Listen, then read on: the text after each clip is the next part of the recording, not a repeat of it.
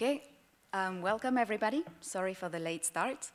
Welcome to the Dauphine Digital Days and to this one of the last session of the Dauphine Digital Days on health and AI. So health is a sector that generates a lot of data, right? So think of test results, hospitalization records, including vital signs, doctor notes, you can also think of doctor appointments, reimbursement data, prescriptions, etc., etc. But relative to the ton of data the health sector produces, it uses it to relatively small extent.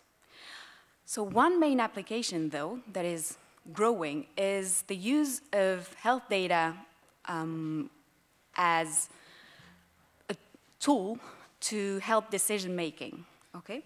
And this is what we're gonna talk about in this session. So AI-enhanced tools for decision-making in medicine. And the question we're gonna ask is whether AI can assist physicians improve a diagnosis accuracy, whether it can help to personalize a treatment strategy for an individual patient, and we will discuss the opportunities and challenges of AI-powered tools in medicine.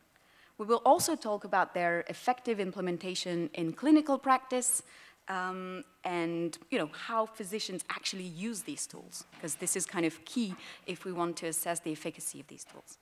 So we'll have 2 keynote speeches in English, a break with coffee, but don't leave, because after we'll have a roundtable in French this time with 3 speakers, and we will talk about AI for decision using medical imaging. So before that, before the roundtable, we have 2 fascinating talks. So Yann Chevaleyre, welcome. So you are professor in computer science here at Dauphine-PSL, and you're a researcher in artificial intelligence. You're gonna talk today about the metagenome, which is, roughly speaking, it comprises the genomes of microorganisms in environments in like the human metabiome. So microbiome, sorry. You're gonna understand everything in a minute, but, and you're going to explore how AI applied to metagenomics enhances diagnosis accuracy and opens new avenues for precision research. So the floor will be yours in a minute, and then we'll have Ullrich, who's an associate professor at the University of Copenhagen, also a researcher at DIW in Berlin. He's an economist with research interest in health economics, digitization, industrial organization, and he recently was granted an ERC grant, so these kind of highly selective, prestigious European grant on antibiotic resistance. So his presentation will give a research overview on the use of machine learning and big data to improve antibiotic prescribing. So so each presentation will last around 40 minutes, and then we'll have 10 minutes for questions. So really don't hesitate to ask your questions at the end of the talk. Thank you.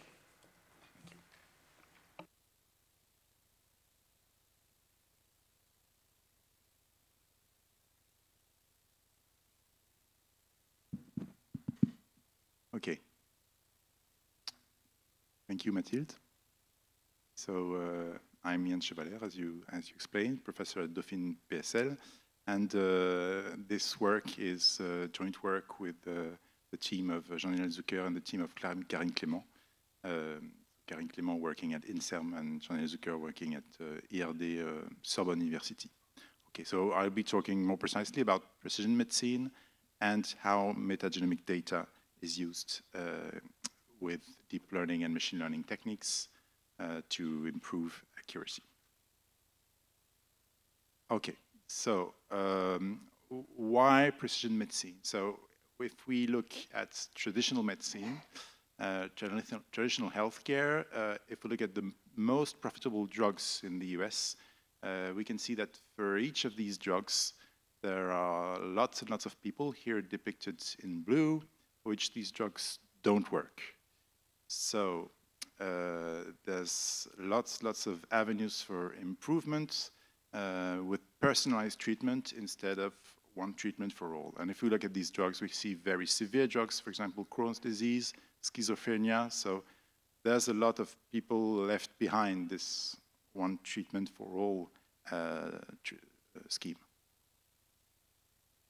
So the idea of stratified medicine and precision medicine. So first, stratified medicine, the idea is to identify groups of people inside the population, inside the cohort of patients, for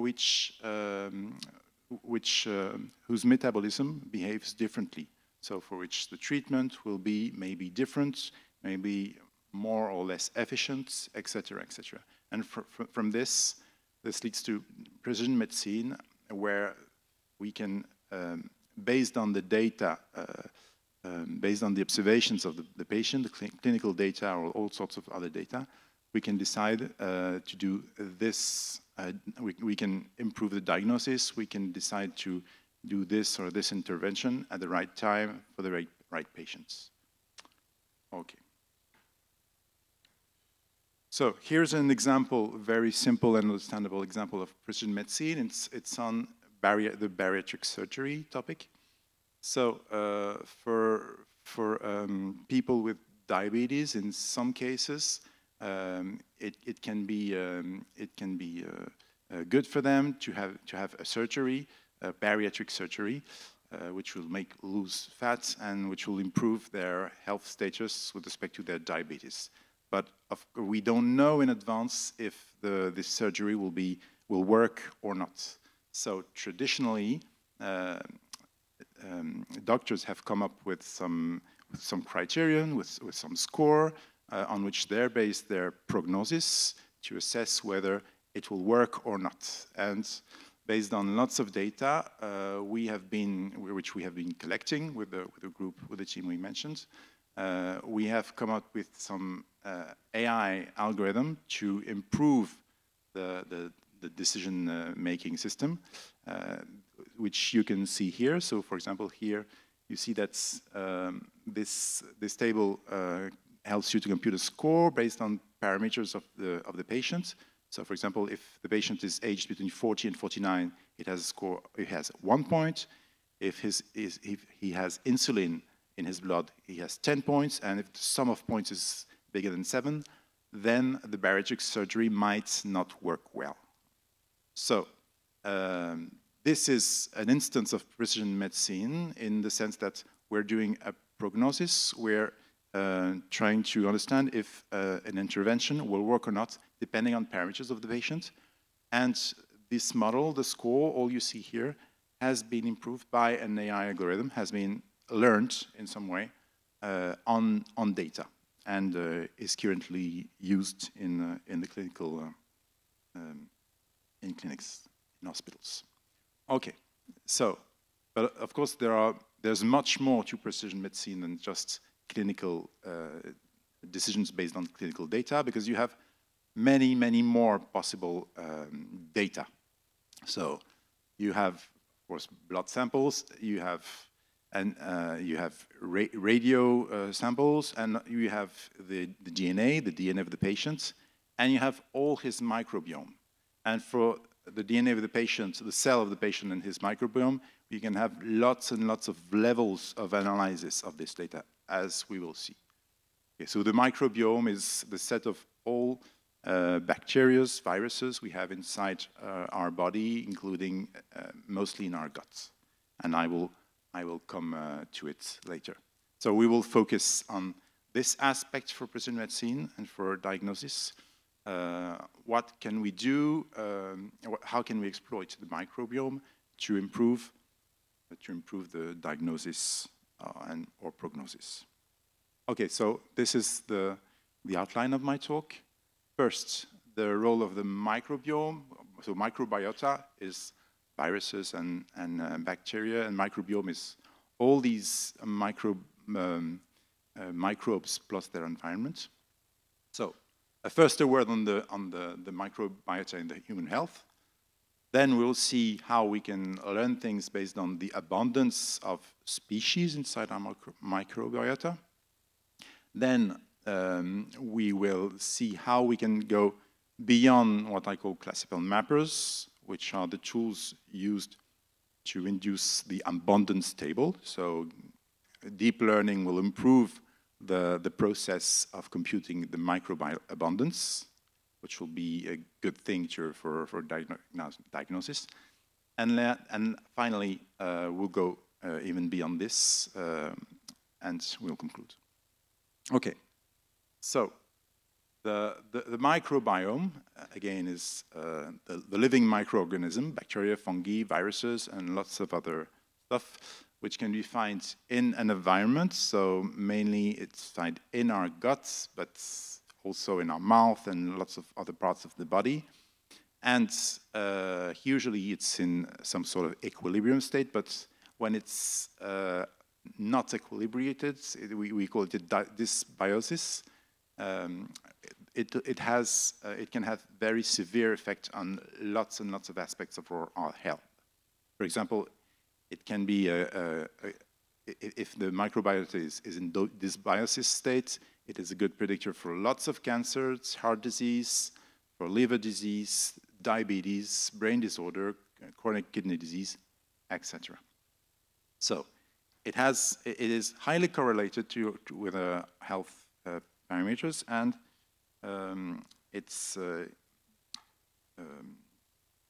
so that this is what we will be studying.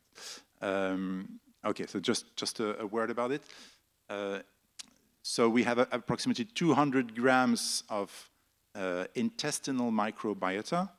There are approximately as many bacterial cells in our microbiota as we have human cells. So 1 out of 2 cells in your body is not your own cell, it's a microbiota cell. And there are lots and lots of genes. If we look at the genome of the bacteria and the viruses, we have 3 million genes. Then you can compare this with 23,000 genes of a human being. So most of the genes you find in your body are not your own genes. All right. So this raises an issue, which is we know how to sequence DNA of humans, but sequence DNA of the microbiota, which we will look at, is a more challenging task because of its size, because of the huge amount of data here. All right. So beyond clinical data, omics have appeared to and developed considerably since these 15 last years. So what do we call omics? Omics is all the data we can gather by sequencing mainly. So the standard thing is genomics. So genomics is the process of sequencing the genes of a human cell. You also have the transcriptomics, in which you won't sequence the DNA, but you can sequence the RNA. You have proteomics, in which you sequence proteins, and metabolomics, in which you sequence metabolites, which are small molecules, such as glucose or lots and other molecules. So the whole thing here is to have some kind of map of the health status of a human being by mapping the genome, the transcriptome, the proteome, etc., and interpreting it in terms of how healthy this individual is. But of course, everything we've been mentioning on the left of this slide, on our own cell, we can do it on the microbiome. So we can analyze the genome of the microbiome, the transcriptome of the microbiome, proteome and metabolome of the microbiome. And metagenomics is the analysis of the genome of all bacteria, viruses, fungi that lies in your body. Okay, and you have approximately 5,000 different species in your gut. Okay, so what makes this possible is the extraordinary reducing costs of sequencing. So remind that for the first human genome project in 2003, sequencing a complete genome cost billions. And now, 20 years ago, we can sequence an entire genome for only $100. So sequencing a genome is affordable for diagnosis. It can be considered as it can be in future years a standard exam that people will have. And so if you see the curve of decreasing costs, you can expect that in the future years, cost will continue to decrease. The main element that made this cost decrease is machines able to sequence massively in parallel on lots and lots of DNA strains at once. All right. So what is the process of sequencing the microbiome? So to sequence the microbiome, first you have to have a sample of stool.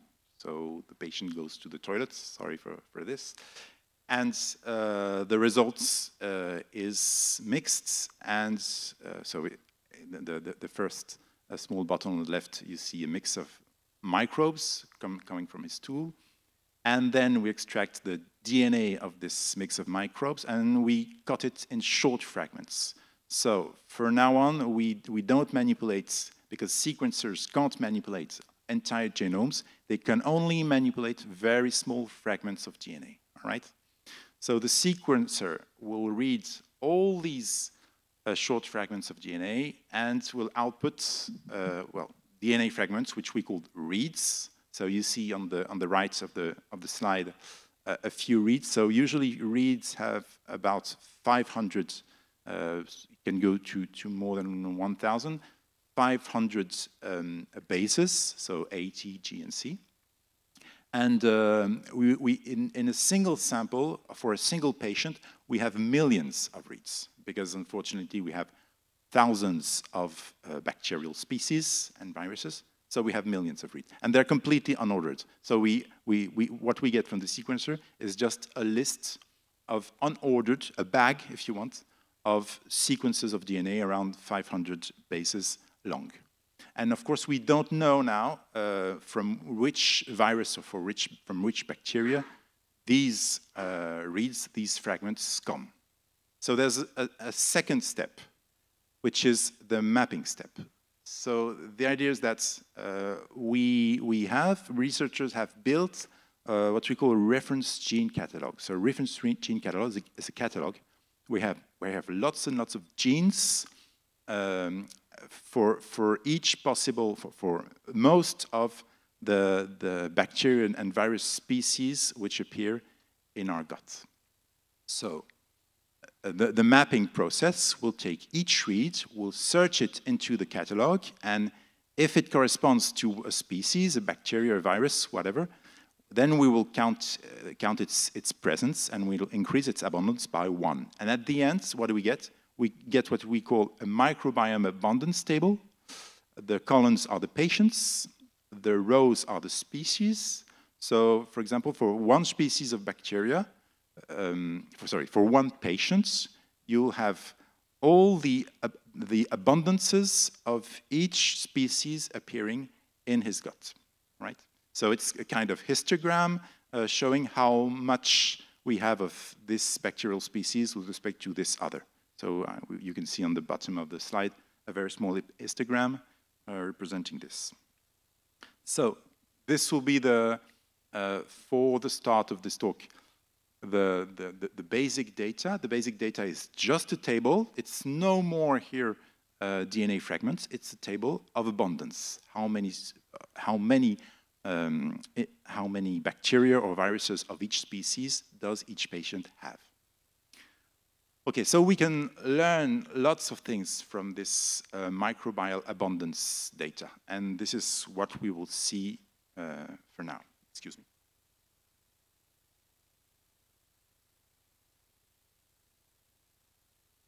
Okay. So, to summarize our process for now, we sample a gut microbiome, we sequence it. After processing, we get DNA fragments of the metagenome, and then mapping with a reference catalog, we get what we call a taxonomic profile, which is the abundance of different species. And from this abundance table for each patient, we can make a diagnosis as long as we learn to model that predicts outcome based on this abundance table. The challenge is that the abundance data has many rows and lots of columns. So why is that the case? In cohorts that we gather, that physicians gather in hospital, cohorts typically have about 100 patients, okay, because it's very expensive to gather data from a cohort. And each of these patients have, we're sequencing about 5,000 or more microbial species. So there's much more variables than samples, to speak in the machine learning term. So the risk in machine learning is overfitting. All right, so on this data, it's useless to, we can't apply deep learning techniques, because deep learning techniques is meaningless when you have only 100 patients and so many variables. So we'll look at traditional machine learning techniques for now. So the first thing that has been done on this kind of data,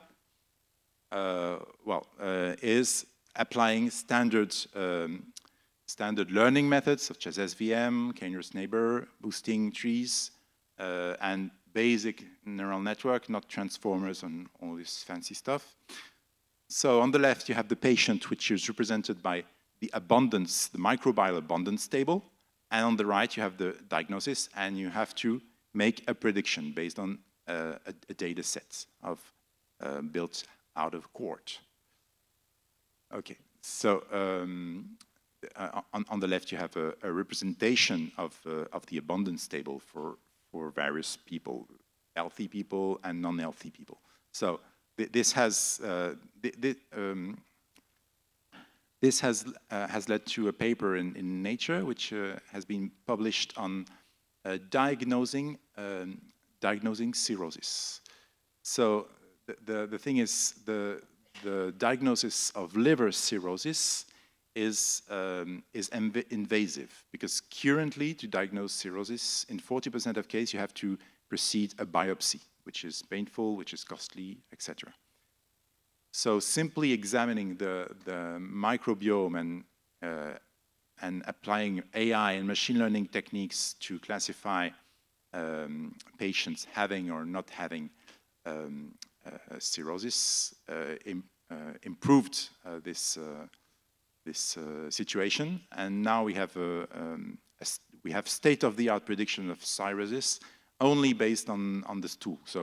So you can consider this as a very positive impact, because you have a much less invasive exam to assess this. Okay. So this was standard traditional machine learning technique. We went a little bit farther, and we asked ourselves, how can we exploit properties of how the ecosystem of bacteria interact with each other. So to be very simple in how ecological interaction appear in microbiome system, we can have several aspects of interaction. We can have competition, mutualism, parasitism, predation, commensalism, etc. Everything is depicted on the circle on the left. So you can see, for example, parasitism is a plus and a minus, meaning that for some species it gets positive outcome, but another species gets a negative outcome of the interaction of both of them. Okay? So we thought that probably for health functions, we would have approximately the same kind of idea, same kind of behavior. Some species would have a positive outcome on health, and others would have a negative outcome on health, and maybe only counting them would be sufficient to have a good prediction. So we designed what we call BTR models, binary, ternary, and ratio models, which are simply built on counting on the abundance data of the microbiome species. So the first and the simplest is a model which will count the abundance of some species, and if the abundance is higher or lower than some threshold, then it will predict healthy or unhealthy if we're just trying to make a diagnosis on, let's say, cirrhosis, right? So a model as simple as this is extremely hard to learn because the search space behind such a model is combinatorial. Think that maybe any combination, any small combination among the 5,000 species can have positive or negative effects. But it's extremely simple to interpret because it shows that probably you have 2 bacteria, 3 bacteria, a little bit more, that interact with each other for a positive or negative effect. So to go a little bit further, we designed the ternary models where we have plus and minuses. So it's ternary because we have plus, minuses, and zeros for bacteria or viruses which don't appear in our formula. So here, basically, this model says if you have more from a specific group of a microbiome organism than another specific group, then you'll be healthy, otherwise you'll be non-healthy. It's like a balance. Okay, and the last model we designed was the ratio model, where, so it's a model which is inspired by how physicians do diagnosis. They already use this kind of model, but they don't learn it, and we do. So again, if the number of bacterial viruses from a specific group divided by the number of another group is higher than some threshold, then we conclude that the patient is healthy or not. Okay, and this ratio model allows us to weight differently the different groups, because maybe the group on the right is much more efficient at producing a healthy outcome than the group on the left is to reduce this healthy outcome, right? So these models are, again, very understandable and interpretable, and this is something that we often lose in machine learning, interpretability, because we often come with very big models. And the point is, so I'll spare you with exactly analyzing this setting, but these models have the same performance, sometimes a little bit better, sometimes a little bit worse, same performance as standard machine learning models on the abundance data.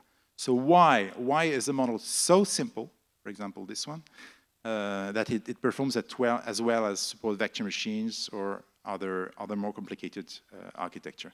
So the explanation of why a very simple model performs as well is this on the bottom. The abundance data has very few rows and a huge number of columns. Okay, when you have a huge number of variables in machine learning, many models can predict correctly the outcome, and choosing a model extremely simple might be a good idea for lots and lots of reasons that are outside the scope of this talk. Okay. Okay, so we can go a little bit further.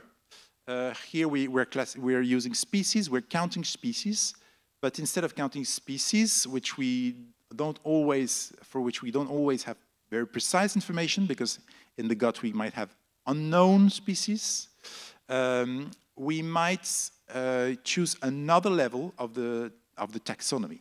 So the taxonomy is a classification, a hierarchical classification of the living beings. So, for example, on the left, a panther. This panther here is a Panthera pardus, which is its species. It's in the order of carnivores. It's in the class of mammals, and it's in the kingdom of animals. Okay, and the more you go on the top, the more specific you are. The more you go on the bottom, the more general you are. So this classification, this taxonomy also applies to microbial species. And for example, on the right, this microbiota species, which is a bacteria of the gene Borrelia, you can also assign it a genus, a family, an order, a class, a phylum, which is an increasingly general characterization of this organism. And you can run all our algorithm, not on the species, but also on the genus, on the family, on the order, on the class of the phylum. And what we see is a gentle degradation of the performance when we climb the taxonomy. This is, of course, we're expecting this, because the higher in the taxonomy, the more general we are, but the lower in the taxonomy, and the less information we have. Okay. So again, and I'll come back to it. Maybe you're looking at an unknown species, which has never been sequenced before. In that case, you don't have information about it, but you might have information about its phylum, its order, etc. Okay. So it tends to. So these models tend to be at the level of state of the art and outperform expert knowledge. Okay. So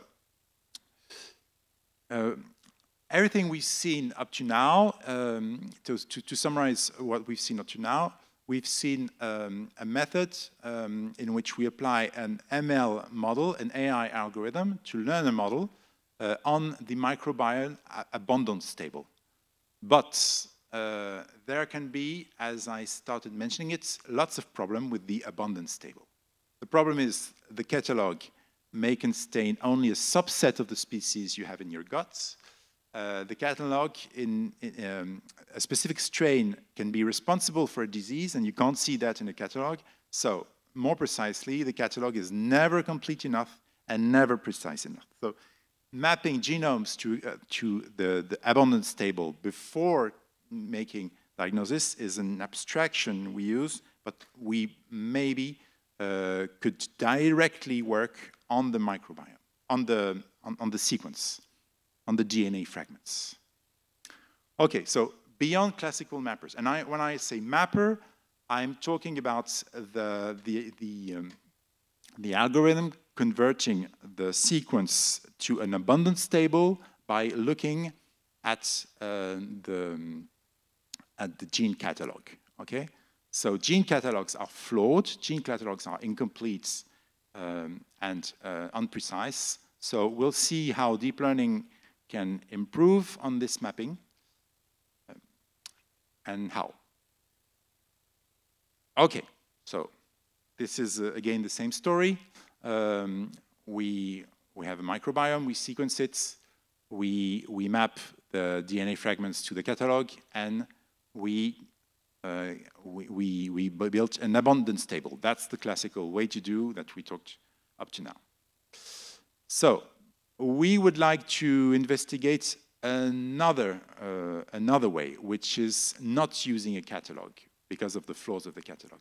So instead of not using a catalog, we'll take the DNA and we'll try to use deep learning techniques. First, we'll build an embedding of the DNA sequences on which we'll apply deep learning techniques. And the idea of these techniques is to output a more precise estimation of the taxonomic class, of the species, of the order, of the class, of the phylum, etc. So instead of using the catalog, we will use deep learning technique to estimate the abundances, right? So the key word here is sequence embedding. So an embedding is a vector which represents something which is not continuous, okay? A vector is continuous, it's numbers, and a sequence of DNA is not continuous. So a word about embeddings. Okay, so an embedding, and in natural language processing, we talked a lot about it. It's used in AI everywhere. It's used in ChatGPT. Embeddings are the way neural network converts discrete data, categories, into numbers. So an embedding is a learned representation. It's a mapping from categories to real numbers. So for example, on the left you have words, cat, kitten, dog, houses, and these words are mapped to vectors. So it's a list of 7 numbers, right? And these vectors in 7 dimensions can be represented in 2D, after dimensionality reduction. And what you see here is you see that things are the way they're supposed to be. Cat and kitten, which are two very similar concepts, are represented by very close points, and dog and houses are very far from one another. So when we built an embedding, we built something a neural network can handle, and a good embedding should encompass, should incorporate the notion of similarity we have in the original words, okay? So, how do we learn embeddings? So embeddings are usually learned in a self-supervised task, which is called pre-training. So we learn embeddings for words, and we'll learn them for DNAs just by looking at texts. So, for example, here we have texts where cat, kitten, and dogs appear in several sentences. Okay, so using this data, using these sentences, we look at the co-occurrence of the terms. We see that cat and kitten very often appear very close to each other.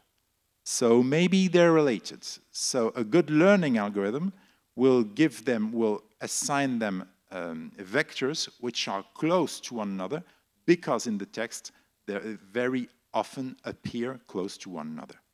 Right? So the idea of an AI embedding learning algorithm is that you will give numbers, you will produce vectors to position, which are embeddings, which will represent the categories, the words, in such a way that if two words occur frequently with one another, their vectors should be close. And if they occur rarely, their vectors should be far apart.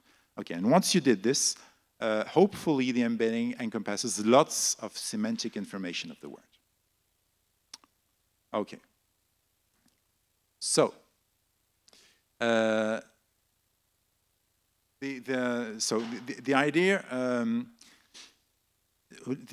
is that a DNA fragment, a genome, is like a text, okay? And bases, ATGC bases, are like characters. So why not use this kind of techniques to produce embeddings of parts of DNA sequences? So the first idea has been to cut a DNA fragments in very small chunks. Okay, so we call these k-mers. K-mer is a chunk of a contiguous chunk of k bases. So 3 mers, for example, if we split this fragment into 3 mers, we get TCG, CGG, etc. So the idea is that because these 3 mers there are not so many of them, we can compute embeddings depending on how often they occur close to one another. And once we computed the embeddings of all of them, we can do the sum to have the embedding of a fragment. So let's be more concrete. So visually, here is a sequence, a fragment of DNA, T, C, G, G, etc. We cut it in pieces of 3 mers. Each of these 3 mers is associated to one vector. Okay, there's one vector for TCG, one vector for CGG, etc. And then the embedding of the fragments is built as the sum of the embedding of the local embeddings. All right. So this is what has been done at FastDNA. FastDNA dates back to 2019, and based on the resulting embedding, a neural network was used to predict which species it was. And in fact, predicting the species just based on this is competitive with the standard mapping algorithms, okay? But keep in mind that this technique is very, very rough. If we applied it to texts, it would be equivalent to take any sentence, take the vector, the embedding vector of all the words of this sentence, and simply sum them. So summing the vectors, summing the embedding to produce a final embedding of the sentence, it will necessarily forget the order of the words. It will forget a lot and a lot of information. So it's a very rough way to produce an embedding. But still, we have an embedding, and we can, which is a vector, so we can apply neural network techniques and produce a mapping. So the final AI model takes a DNA fragment and outputs prediction on which species it belongs to. So it does the same work as the reference catalog. Okay? So going a little bit further, instead of just looking at embeddings of k-mers to build embeddings of reads, of fragments, we can think, why not simply use transformers to embed and classify fragments directly, all right? So transformers can build embeddings and lots of predictions on sentences. A DNA fragment is a sentence. Why not do this? All right. So usually we have two types in the literature. We manipulate two very different types of transformer. One is called the BERT type transformer. The other is the GPT type transformer, which ChatGPT is an example. And the difference between the two is that the GPT type transformer is trained to predict the next word. Okay, so for example, you put I am a virtual and you ask what is the next word, and it will output assistant. Whereas BERT type transformers are trained to predict random words randomly masked in a sentence. So you take the sentence, I'm a virtual assistant, you mask virtual, and you ask what is the word at this position. So BERT type transformers are smaller, much easier to train, a little bit less effective, but at least we can train for less than millions of dollars. And they provide embeddings for free, which is a very, very good thing. So BERT transformer, again, you put a sentence at a masked sentence in which some words are masked, and it outputs a prediction, and also it will output a sentence embedding as the first token of the output. Okay. So the first work to do this has been DNA BERT 2, which is a language model. Well, DNA BERT 1, but here is DNA BERT 2, which is a language model trained on DNA. So first, the idea first was train BERT to predict masked k-mers. So here we have 3 mers. Again, 3 mers are just a sequences of 3 bases. Okay, we split our DNA fragment in a sequence of 3: ACG, TTA, etc. And these are considered as words, right? So we input all the sequences of 1,500 bases into the BERT transformer, and we train it to predict those k-mers that we masked. And once we did this, so the BERT is able to predict masked parts of the DNA, it has learned something about the structure of the DNA, and then we fine-tune BERT on the downstream task, meaning that we exploit the embedding that has been learned for free by BERT to predict species. And for example, here it was fungi species classification. So there's a lot of work around this. I'll skip a few. There's, for example, BERTax, etc. There's a lot of work. And what can be seen, so these work have all in common that they're transformers or equivalent models learned on huge DNA databases, and they're trying to output, to predict, based on each fragment, to which species this fragment belongs. So here is a visualization, of the results of these predictions. Okay, each similar species are represented by points. So each point corresponds to a DNA fragment, and similar species, fragments from similar species have similar colors. So, for example, all the red points correspond to fragments of a single specific species. And what we see here is that the embedding produced, the fragment embedding produced by all these models is very different. Take the DNA BERT S embedding on the right. We see that the fragments of the same species are very clustered together. Okay, we have a cluster of red, we have a cluster of blue, so species are separated, and similar species are together. And this coincides with what we had in words. Remember that the word cat and the word kitten was had to be represented by a vector by two very close vectors. Okay, so this shows that transformer-based models are very successful at predicting species, and they shine when they handle unknown species, in which case they predict the phylum, the class, etc. But they shine when they handle unknown data, which cannot be done with the reference catalog. So here is, in my opinion, one of the most important applications of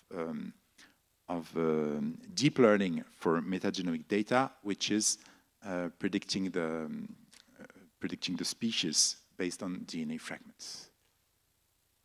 Okay, so my last part, on which I will be very brief, is ongoing work. And the idea is can we learn predictive models without the mapping, without predicting the species? Okay, so the idea is that we have why would we want to know precisely the histogram of species? We could maybe directly build a diagnosis directly based on the genome. And for this, we have to build a metagenomic embedding, because a neural network which builds a diagnosis has to manipulate the vector. So we have to build an embedding for the whole metagenome. But up to now, we have built only embeddings for fragments, not for an entire metagenome. So this is a huge computational challenge, because the metagenome is based on millions of fragments. It's impossible to put all these in a transformer, and how can we pre-train this at once? Okay, so just to remind, this is what we have been doing up to now. We have been taking fragments, putting them in a transformer network, and whose work was to reconstruct the fragments. And this learning gave us embedding of fragments for free. We cannot put an entire metagenome inside a transformer. It would be like putting all the texts ever written by man into ChatGPT at once. It's not possible. So we have to build ways to handle a metagenome, a huge metagenome, with not directly, not straightforwardly.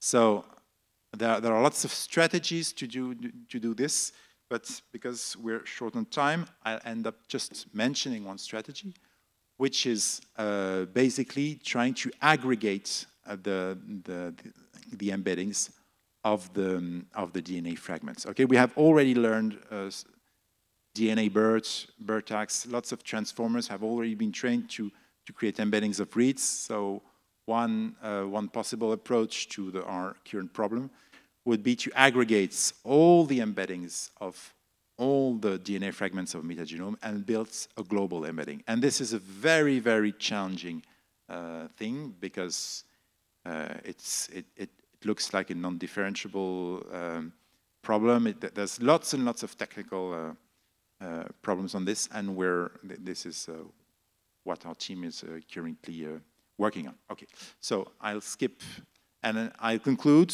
Okay, so as a conclusion, in my view of the domain, it's things are just it's a very early domain. Things are starting to really work. For example, classical mappers it is becoming really obvious that deep learning techniques can bring a lot of improvements to classical mappers. And the last part of my talk, which was directly trying to handle DNA data at huge scale, because this is the real challenge. It's a large very large work for the incoming years. And finally, I just talked during this talk about metagenomic data, but to go back, to go back here. Here. Okay, the metagenome is just a small part of the data we can have. Okay, we can have so many data. The metatranscriptome, the metaproteome. We have years of work. Okay, thank you very much.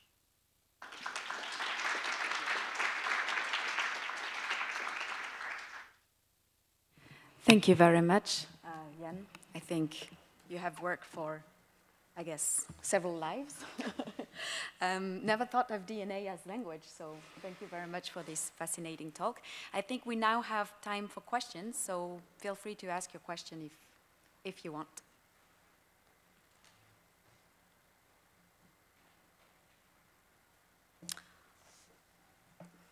I think there are too many questions to ask. So maybe I'll ask one. So maybe one thing that I was wondering is, so you improve upon these classical mappers by predicting your own species, but you didn't say whether you tried this, whether you improve prediction when you use your predicted species instead of your classical mappers. Does this make sense? Oh, yeah. It makes perfect sense. Yes, in fact we do. I really focused on one part of but yes, we do, but not simply by plugging a model trained on an abundance table. We have to retrain the model because the new mapping we have is more subtle. It's across the entire taxonomy. We have the species, we have the genus, we have everything. And as everything which comes out of a neural network, we have confidence. We have a confidence. So our neural network might predict that this is probably some type of bacteria with confidence, maybe 30%. And this is very helpful for predicting disease or health status. Okay. So it improves, yes. Okay, thanks. And now I know there are quite some students in the room, so I'm going to ask kind of naive questions that I myself, I was asking myself these questions when I started. So the naive question is, as an economist, when you have more X's than Y's, so more variables than outcome in a tabular format, then the simplest regression model that you can think of, OLS, just fails. So how do you do to actually get an estimate when you have more variables than observations? So the solution to this problem usually is to do feature selection, to reduce the number of variables. One classical way to do is to use lasso, L1 regularization, all these kind of technique. The model I showed you is a feature selection model because it will identify a small group of active species among the whole microbiome. So in selecting these species, it reduces the number of variables. Great.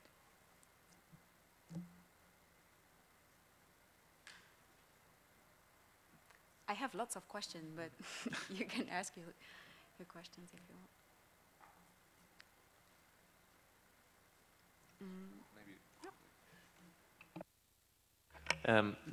So it's a question, somewhere in the middle of the talk you had healthy or not healthy as an outcome. Yeah. I don't recall if that was the not using the embeddings directly, that was predicting based on species. The mapped species. This? Yeah, so I was just wondering, so how, I think it was maybe before, so it was an outcome of the prediction here, was it? Yeah, okay. So I was just wondering how you define healthy and unhealthy, okay, when you train the model. So this was for the diagnosis of several diseases. One of this was cirrhosis. Another was diabetes of type 2. So we applied this model on several diseases, each time classifying depending on whether the patient has the disease or not. That's all. It's not, okay, it's not globally healthy or globally not healthy. It's for specific diseases. So maybe one last question. Sorry. So I understand that it's a quite recent strand of research. Do you know whether it's part of it is actually implemented in clinical practice?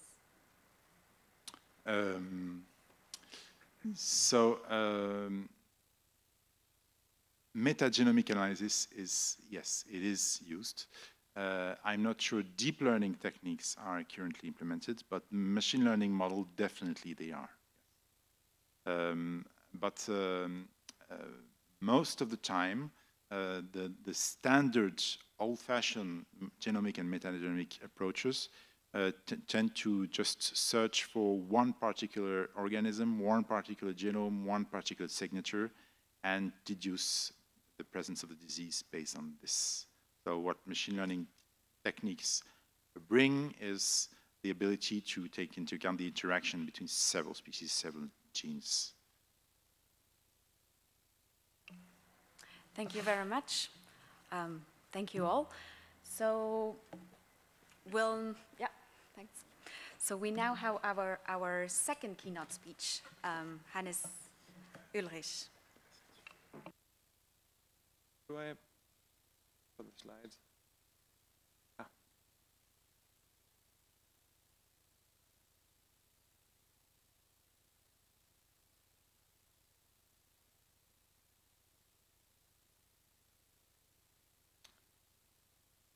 Right, they're transformed. Trying, where do I have to push? Wait, something's happening.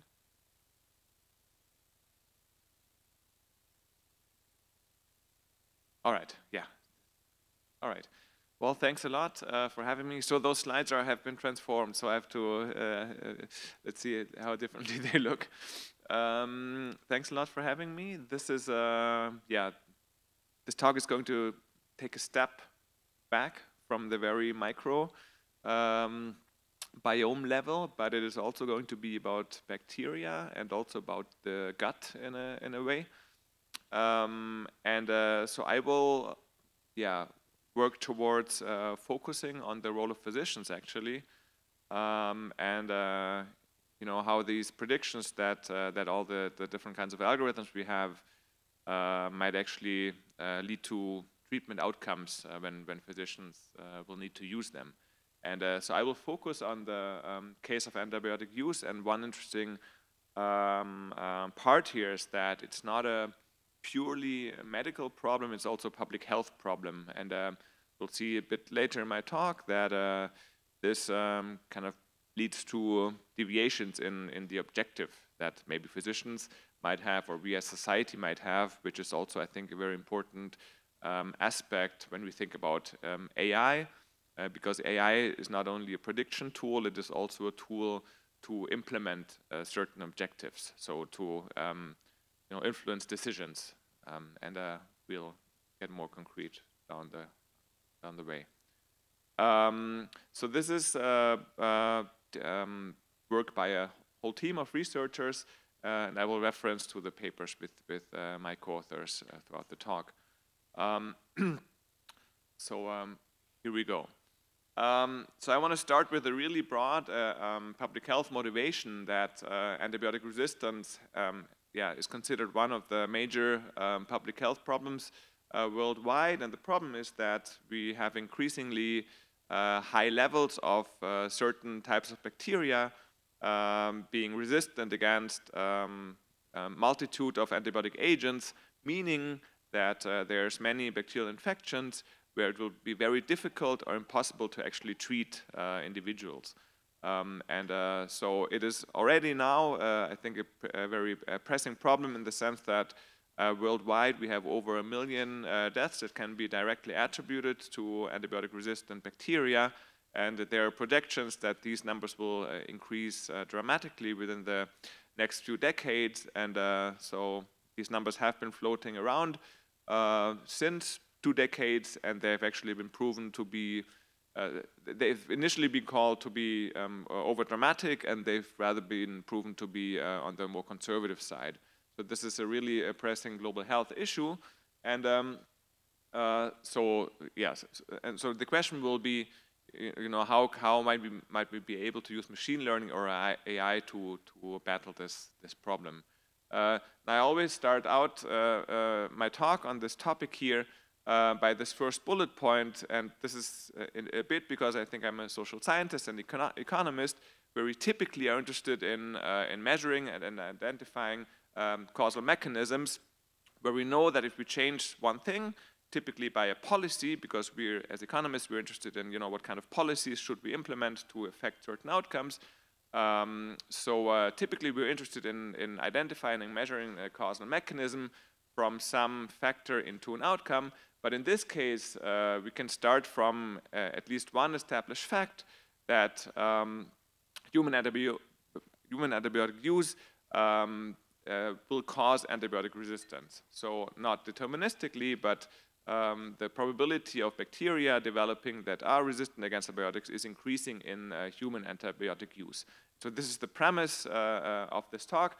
There's still lots of work, empirical work ongoing on this to identify the exact function that maps use into resistance, but this is kind of the main underlying assumption, which is why we can focus on decisions. So then, given that we have this causal link, there's one main trade-off, and that is that antibiotics, of course, they are essential medications that have saved many millions of lives, and they're super important in many aspects. So if you want to do surgeries, for example, you often need to prescribe antibiotics so that there's no infections coming after the surgery, and so on. But so the trade-off is that we can use these antibiotics, but at the same time, as soon as we use one, we will increase with some likelihood the level of antibiotic resistance in that person and potential other persons. So just to show you how how much potential there is to improve the use of antibiotics to solve this trade-off in a better way. So we have one paper in which we actually kind of exploit an as good as random assignment or reassignment of patients between primary care providers. So in Denmark, primary care providers act as gatekeepers, so patients have to put themselves on a list, and then they will need to go to this primary care provider whenever they have some medical condition first. And now, for example, when a physician retires or moves, then patients are reassigned to an alternative provider. And we use this setting to identify that just the way how primary care providers practice medicine can explain between 50 and 80% of the difference in the likelihood of receiving an antibiotic when you switch from one to the other provider. So that meaning that your need as a patient or your medical condition explains relatively little regarding whether you will receive an antibiotic or not when you go to two randomly different primary care providers. And so this indicates that there's huge inefficiencies in the way that antibiotics are used in primary care. And importantly, here we do not find any discernible differences in patients' health outcomes. So we do not find that individuals that go to physicians that are more likely to prescribe an antibiotic will have a more healthy patient pool afterwards. So then the challenge is, what can we do about these inefficiencies? And in particular, if you go to the individual level, it's of course difficult to say you should not prescribe an antibiotic because there will be individuals that do need an antibiotic. The question is, how can we make sure the correct people are prevented from having an antibiotic and the correct people are actually getting the antibiotic that they need? So I have one equation in my talk, and so this is just to make it very clear how we think about this trade-off. So we define pi as the payoff from initiating antibiotic treatment in a primary care setting, which is kind of composed of two parts. The first one is the cost of being sick, where the Y is an indicator of having a bacterial infection. So it's a 1 if you have a bacterial infection and a 0 if not. The D is an indicator for initiating antibiotic treatment. So it's a 1 if you receive an antibiotic and 0 if you don't. So if you do have a bacterial infection and you receive an antibiotic, then your sickness costs are set to 0. But you will have to pay the cost that comes with using this antibiotic, which includes increased the likely increase of antibiotic resistance. The other way around, if you do not receive an antibiotic, then you will have to carry the sickness cost, but you will avoid increasing pressure on resistance. And importantly, so first we have a preference weight in here, so you can think about this as a composite that includes this antibiotic resistance externality. So meaning that I take an antibiotic now and it's, I get healthy and it's all good, but then in the future I might have in my gut bacteria or in my body, I will have a higher rate of bacteria that are resistant against the antibiotic that I've taken. So that's the externality relative to the treatment benefit. And but importantly, and this is not visible in this plot, there will be uncertainty around the Y. Okay, so we will not know the Y with certainty. So there will be, we'll have an estimate of the probability that the patient has a bacterial infection, but we will not know this right away. Okay, and so this is kind of a case of diagnostic uncertainty, where both information and uncertainty is important, but also the preference that how you weigh the cost of using this antibiotic versus the benefit of taking it. So because we have this uncertainty over the Y, and this is essentially driven by the fact, and so maybe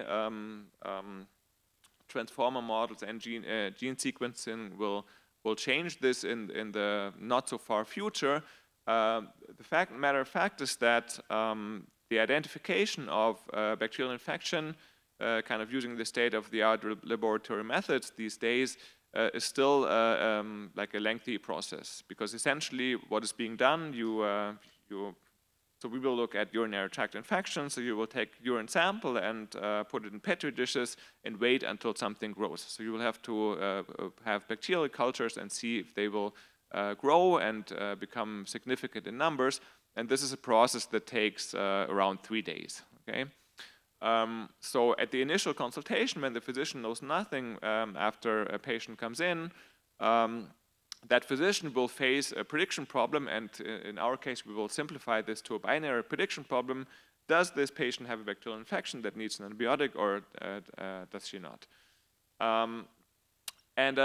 So then the question is, given that we have this uncertainty, but we will observe some true outcome later on, can we maybe make use of these kind of data if they're collected to do a kind of an information arbitrage, taking the information or the true outcome that I have a couple of days later forward to the initial consultation by making use of the correlations between this true outcome and data that I might be able to collect about the patient in general. And of course, so the first question is, and there's kind of already answers out there, can we predict well the probability of bacterial infections being present? But the second one, of course, is what do we do with certain prediction accuracy? What does it mean that I have a high or low prediction accuracy for treatment outcomes? Because of course there will likely be humans in the loop that will have to look at the probability and do something with it. And then the big question that we are kind of trying to address here, kind of in a methodologically, is that so medicine is typically a high-risk setting of AI, and so it is quite difficult, actually, in practice, to randomize stuff and do experiments for ethical reasons, for many reasons. So we are kind of using the social science toolbox that we have to find a way to ex ante evaluate the value of AI predictions for decisions. So using observational data and just simulating outcomes in this based on certain assumptions. And so the very concrete settings that we have done this on are urinary tract infections in primary care. So specifically, we focus here on non-emergency primary care urinary tract infection consultations. And in particular, we focus on initial consultation. So these are patients that have not been at their primary care provider for a certain time period. So we vary this in the analyses. So between 1 and 3 months, they have not seen their primary care provider in relation to any types of infections or antibiotic prescriptions. So these can be considered, new consultations and not ongoing treatment spells. So we analyze these initial UTI consultations for all of the region of Copenhagen, which is the capital of Denmark, and that region encompasses 1/5 of the Danish population. And the reason why we focus on this geography is that we're cooperating with the 2 large hospital labs there that do all the laboratory test diagnostics for all primary care clinics in that region. So primary care physicians, they take the samples and they send it into those labs. They get the results back after 3 days. And so the cool thing about this is that these microbiological lab test analyses are considered the gold standard in the sense that once you do this culture and in the lab you have a precise bacteria count, you have a really, really well-defined true outcome. So you really know, is this a patient that would benefit from an antibiotic or is it not? Okay, and I think this is the main issue in a lot of AI and machine learning applications, that very often the ground truth is not really well observed. So often it is based on expert assessment, some human expert voting. That's also why I asked about the healthy definition. How exactly is this done? Because this matters a lot for what we are actually predicting. And so if we are able to have a good ground truth, we can also map the predictions that we have pretty well into, is this a useful decision? Is this useful to give an antibiotic or not? Now, then we are able, because Denmark has a very high quality research data infrastructure, to combine these laboratory test samples for every individual test to that person's complete administrative data, which include each person's prescription histories for the past years, their medical claims histories in primary care, specialist care, hospital admissions. So when they have been admitted to a hospital and why and for how long. Then information about their employment, education levels, the types of household and so on, all kinds of socioeconomic data that might or might not be relevant for predicting, whether a person is likely to contract a urinary tract infection. So for these kind of data, we have cleaned and tied down a sample of around 65,000 initial consultations at close to 600 primary care clinics over a period of 3 years. And for this time period, we train a standard XGBoost algorithm for structured data to predict this binary lab test outcome. So it's conceptually relatively simple setting. So essentially what we're doing, we're then moving throughout time and training the algorithm on a training set and then predict into the future. Okay. And just to give you a visual of the prediction quality of this algorithm and the data we have. On the x-axis we have the machine learning predicted risk, and we sort the entire sample based on machine learning predicted risk, and then bin all observations into bins of 100 cases. And for each of those bins, which is one circle, we compute the mean true bacterial outcome. And you can see that they're really well aligned on the diagonal. And so the algorithm has an AUC of around 0.72. Which is markedly lower than what you had for the microbiome predictions. But so for these types of problems, this is a pretty decent AUC, and it also compares to kind of rapid point of care test that physicians are using. I'll be quite brief on the predictors, because these are predictors, and we should, and I'm always wary of forming, causal interpretability of these predictions. But I mean, we know, or physicians know, it's a known fact that age and gender are very good predictors of having a UTI.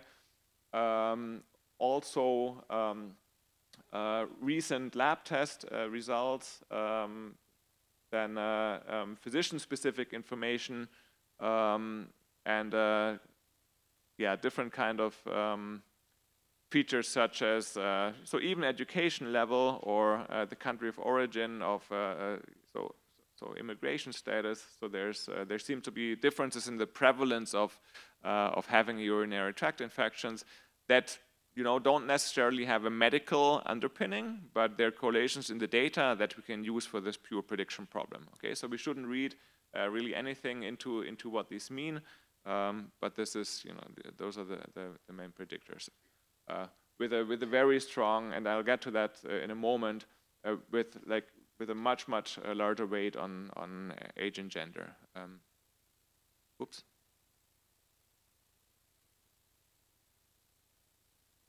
There we go. All right. Wait. Okay. So I was very fast on machine learning, and I typically do that because I'm not that. So we did all the machine learning stuff, and we spent a lot of time on it, but this is not the core of what we're doing. So we want to talk about what physicians might be doing with these predictions. And I've mentioned this already. A key feature that we're exploiting here to be able to do what we do is that physicians actually receive these true outcomes, the test results, with a delay of a bit above 3 days. So at the initial consultation with UTI, it is costly to wait. So the physician needs to decide whether to prescribe or whether to wait until they have this test result and know exactly what to do. So for us as researchers, that gives us this unique opportunity to observe the actual ground truth, and we also observe at the same time the physician's decision when the physician did not know the ground truth, but they are completely independent of each other.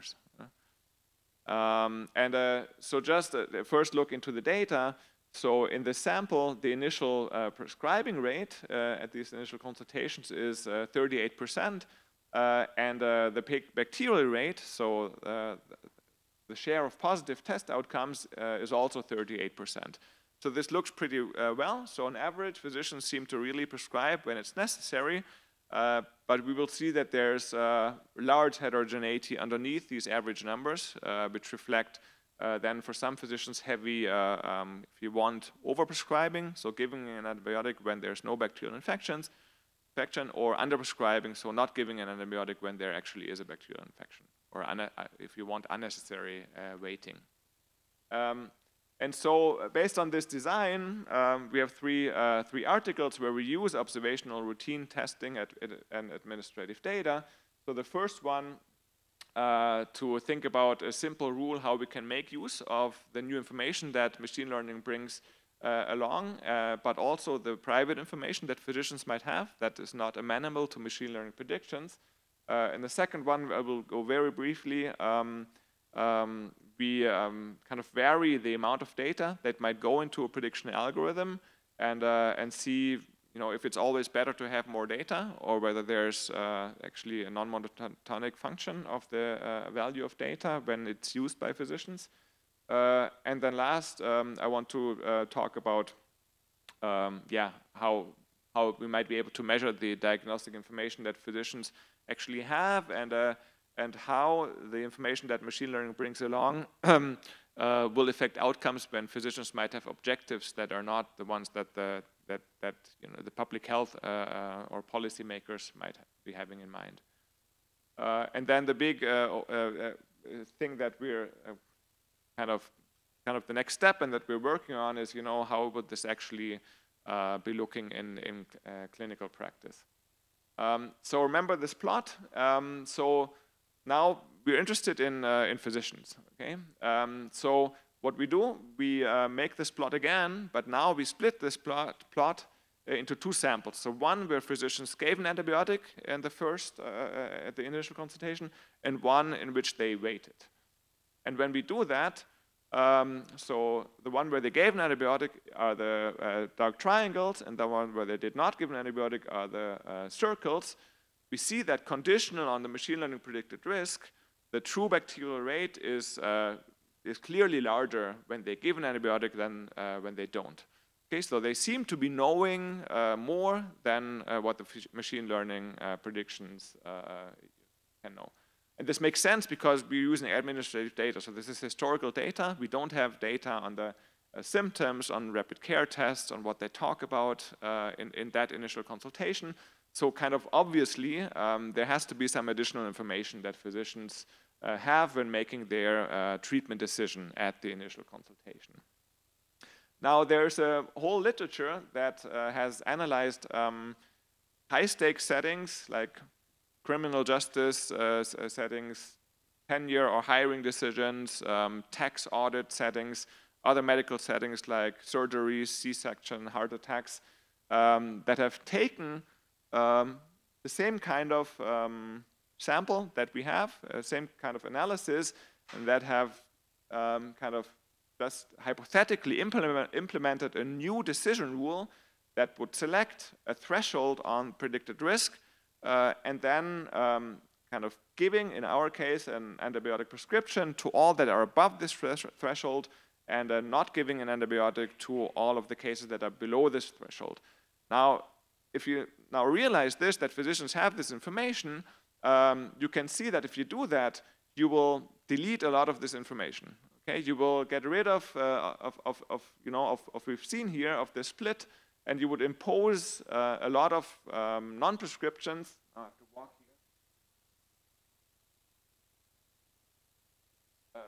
here. Did well by using their private information. But when we base a threshold rule based on machine learning predicted risk or based on AI, then we will not be able to make use of this information at all. Okay, but still, we might be able to have to have kind of a decision rule and make use of these of this information. And so this is what we do in this paper here. So actually, we realize that if there's private information, then it is optimal to impose a rule that has two thresholds, where we will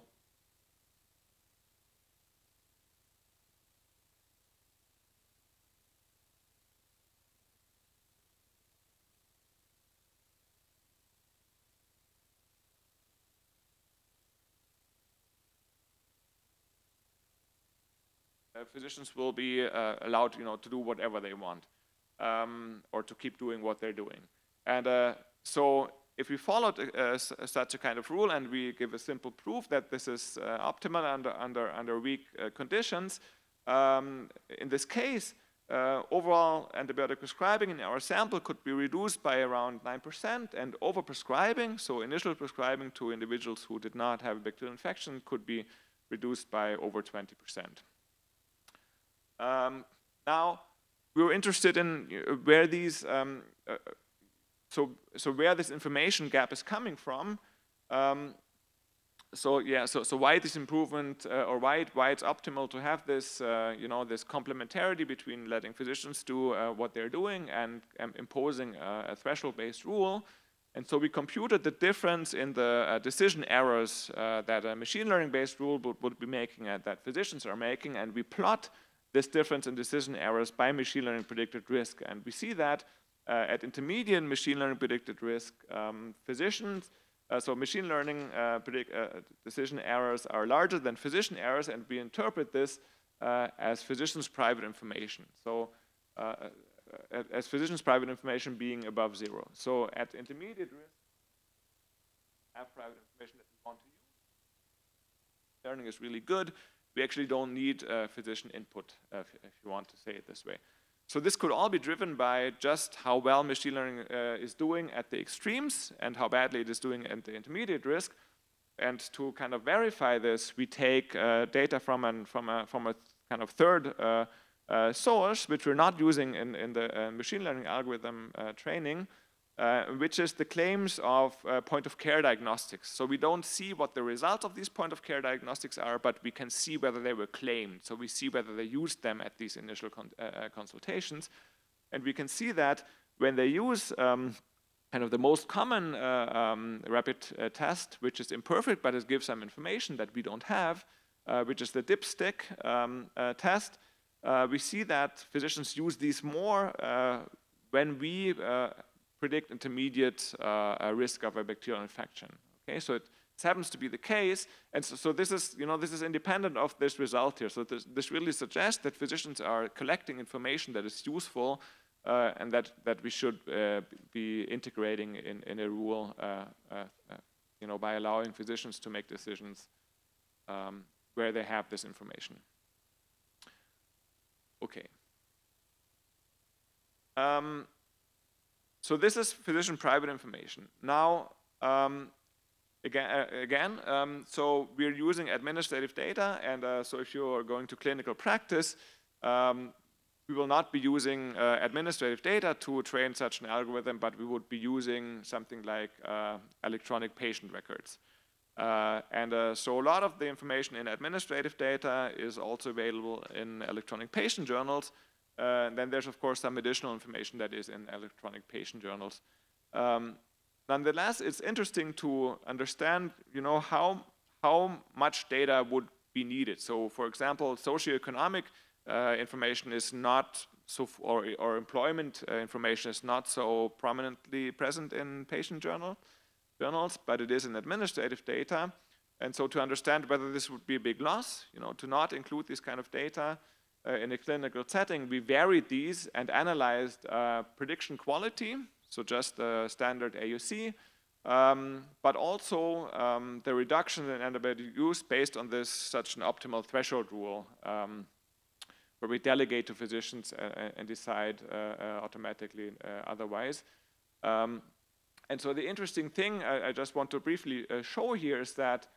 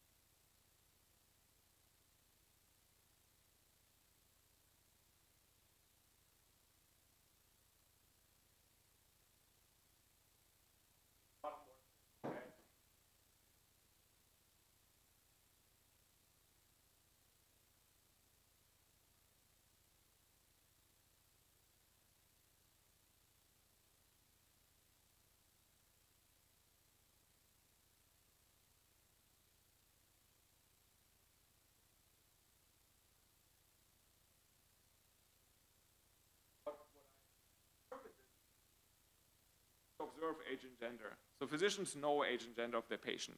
So it's very predictive.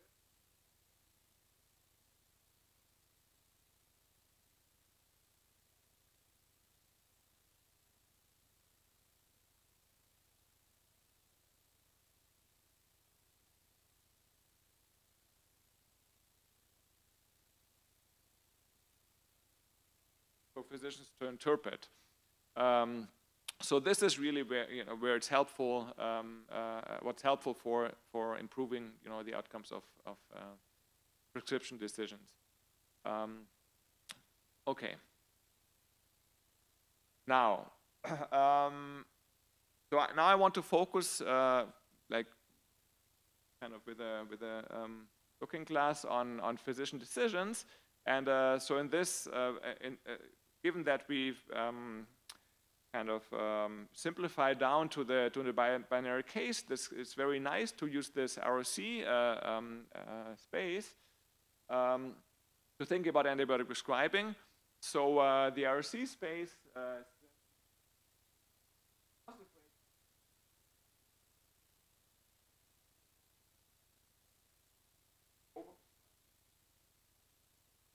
we're most worried about. We don't want to give an antibiotic when it's not needed.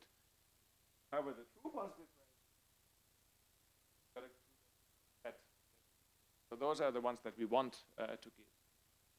And now we can think about also addition.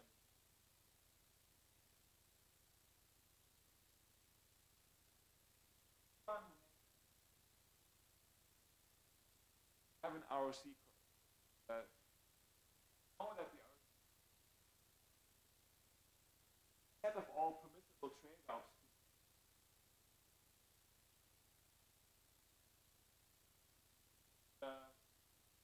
When you think about it, when you want to understand physician decisions,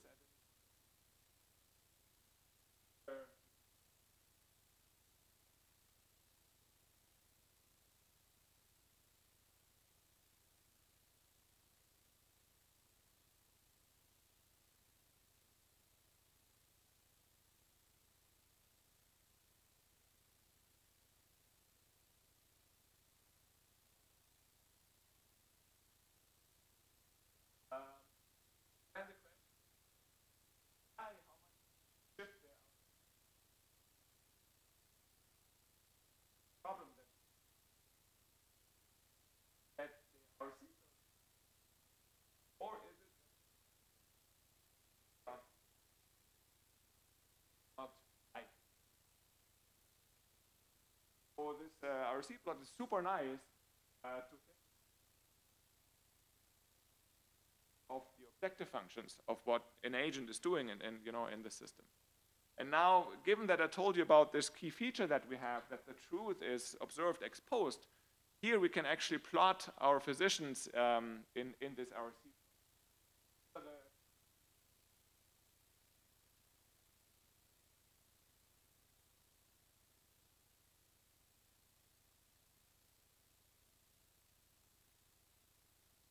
You can see that quite some very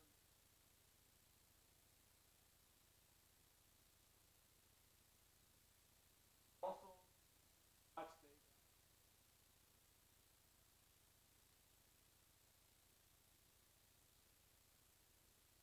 Some get one that don't need it, I don't care, I don't mind.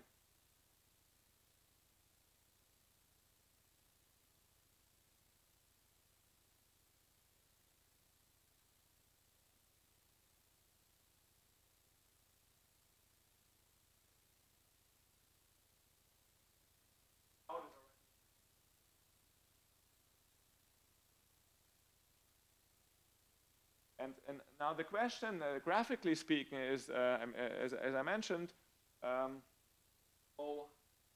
could we have an IO when we have machine learning predictions and we have some way to manipulate? Difficult to do in the field, right? It's difficult to, I don't know, randomly tell physicians.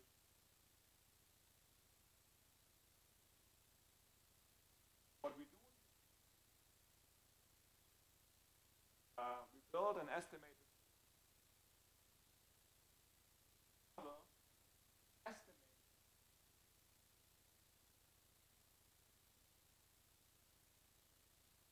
separate diagnostic information into two components.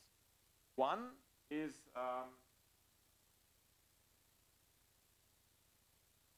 so in a way we estimate how much of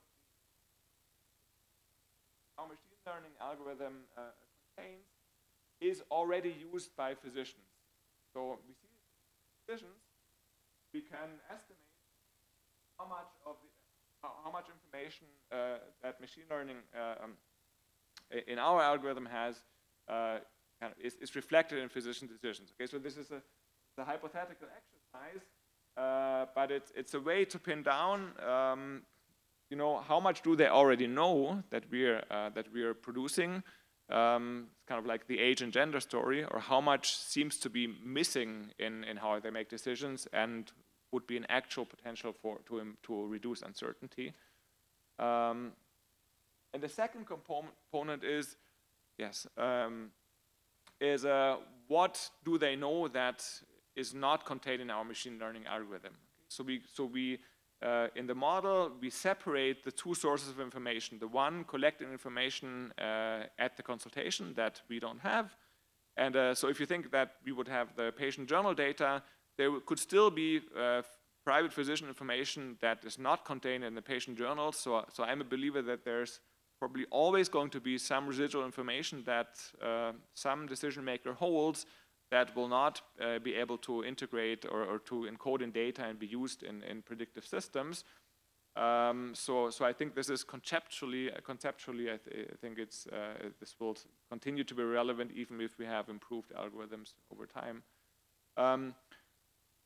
So we estimate this model for every physician. So we know how much information they are already using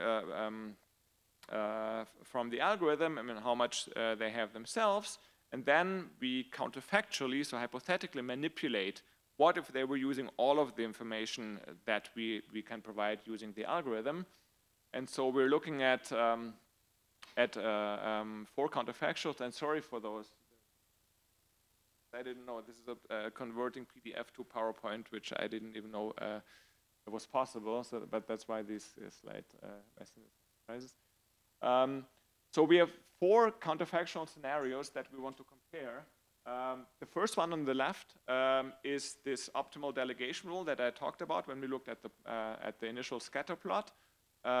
So you know, when we select thresholds below which there cannot be a prescription and above which there has one, and in the middle physicians can decide, we will get this around 9% reduction and above 20% reduction in overprescribing.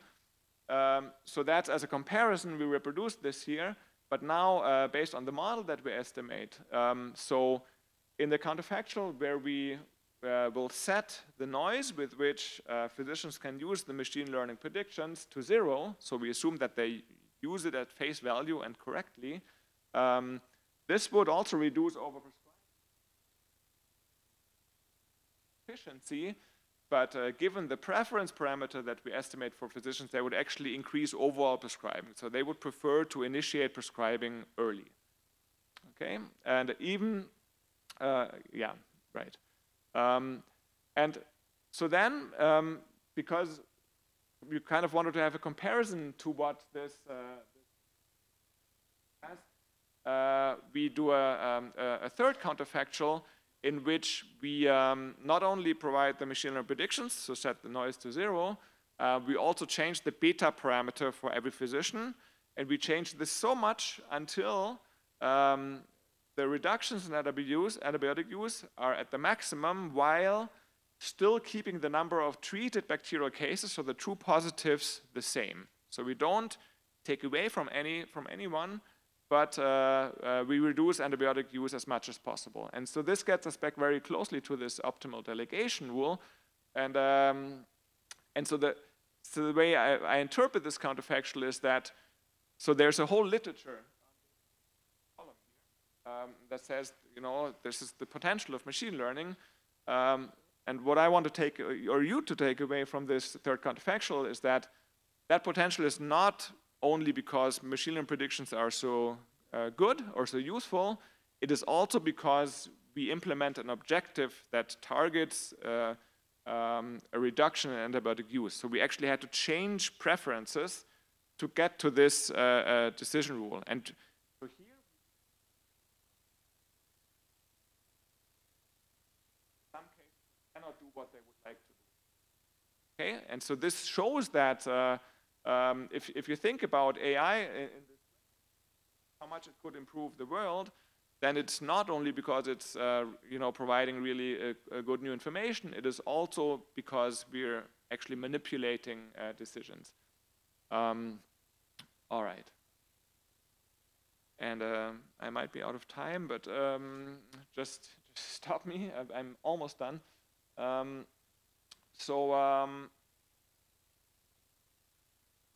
So we can also measure, you remember the payer function that I showed in the very beginning, the one equation. So we can evaluate that function from the point of view of society or a policymaker, if you want, where we are agnostic about how much we value this or value this cost of the antibiotic resistance externality. So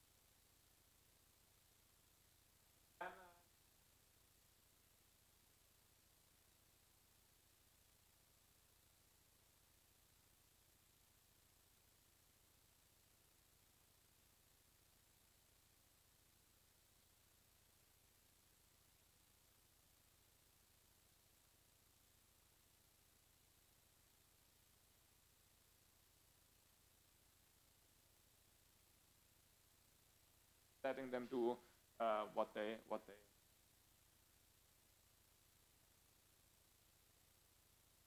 social objective and the private objective, how I would want to implement any kind of decision support system that that helps physicians reduce their uncertainty. And so that's the conclusion. So I think it's clear that machine learning and AI has a huge potential to improve diagnostic information, and I think that we all agree that when you think about patient health outcomes, it's not only important how well they predict certain targets, but of course it's also important how they're being used in clinical practice, and how they're being used depends a lot. And so I didn't go more in depth in this. But you saw this cloud, so there's a lot of variation in how much information they have, and there's actually also a lot of information about how much information they have from the machine learning algorithm versus how much private information they have.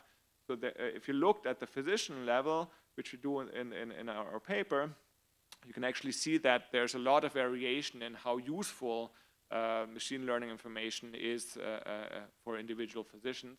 And this is actually, I think, an issue that I don't think we're thinking about enough, that it's not going to be potentially unilaterally going to, or uniformly going to improve all health outcomes, even though it should reduce the diagnostic uncertainty.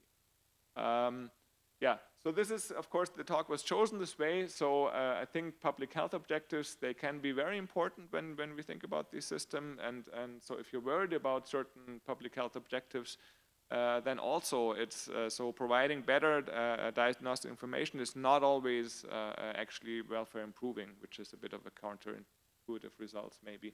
At least not if it's not done, while also transmitting this objective in some ways.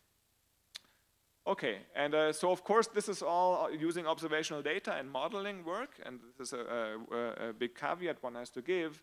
So we're working together with general practice researchers and lab physicians to actually move this to the patient records, and then experiment with physicians.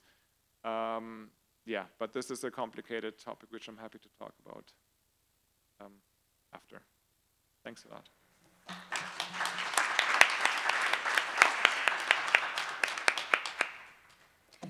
Thank you very much for this very nice talk.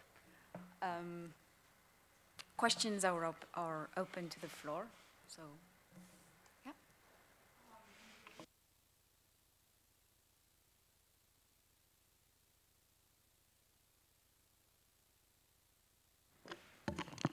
Okay, so in the beginning of your presentation, you showed that, for example, data on socioeconomic background can improve the prescription or the prediction.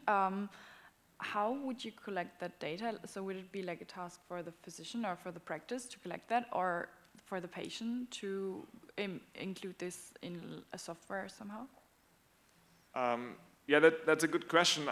I think my easiest answer to this is that so it does improve predictions, but the least, right? So, so it's this one here.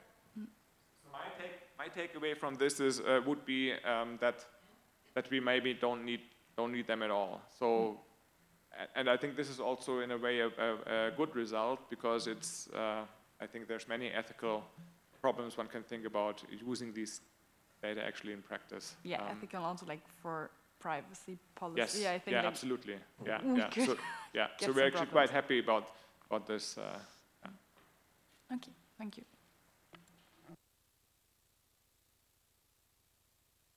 I'll start with the second one because it's a bit easier. So we did play around with others. So we started out using random forests. XGBoost is just a lot faster and more efficient. And we also used Lasso because, yeah, referees keep asking about it. It's all not really relevant. And I think the reason is that we have relatively clean, structured data. That is, and we do a lot to do the out-of-sample tuning, and I think the design makes it relatively stable to the choice of algorithm. And then so deep learning and so on, we don't have the, or at least when we started doing this, we didn't have the expertise, and I don't know how much there would be to gain. But so for the electronic patient journals, we would actually use a multimodal algorithm, because there you have more than structured data. But yeah, so given the data, I think the choice of algorithm is not crucial here. That was our finding. And the first question, yeah, that's a very good question. And so I think the answer is this will vary a lot. So we're currently, this is something very new to me, and it's mainly driven by us not understanding what exactly physicians are doing, including our general practice researchers that we work with. They also don't understand many things that physicians do. So we're running a survey, and in that survey we also want to try to measure the variation in this. And I think this is, the important point is not how will physicians feel about it. I think how is this distributed in the physician population, how they think about it. And I'm sure there will be some physicians that say, this is awesome, so I don't have to, spend time anymore, and we can just click the button, there you go. And others, they will say, no, I want to keep my agency, and I don't want this. So I think this is a very important avenue for research. Not only how do they think about it, but also how will they actually use, say, a probability that they're given, and there's mixed results on this, right? That's how they use information. And if I may, we will come back to this point exactly in the round table, especially with Giulia Anichini, who's an anthropologist.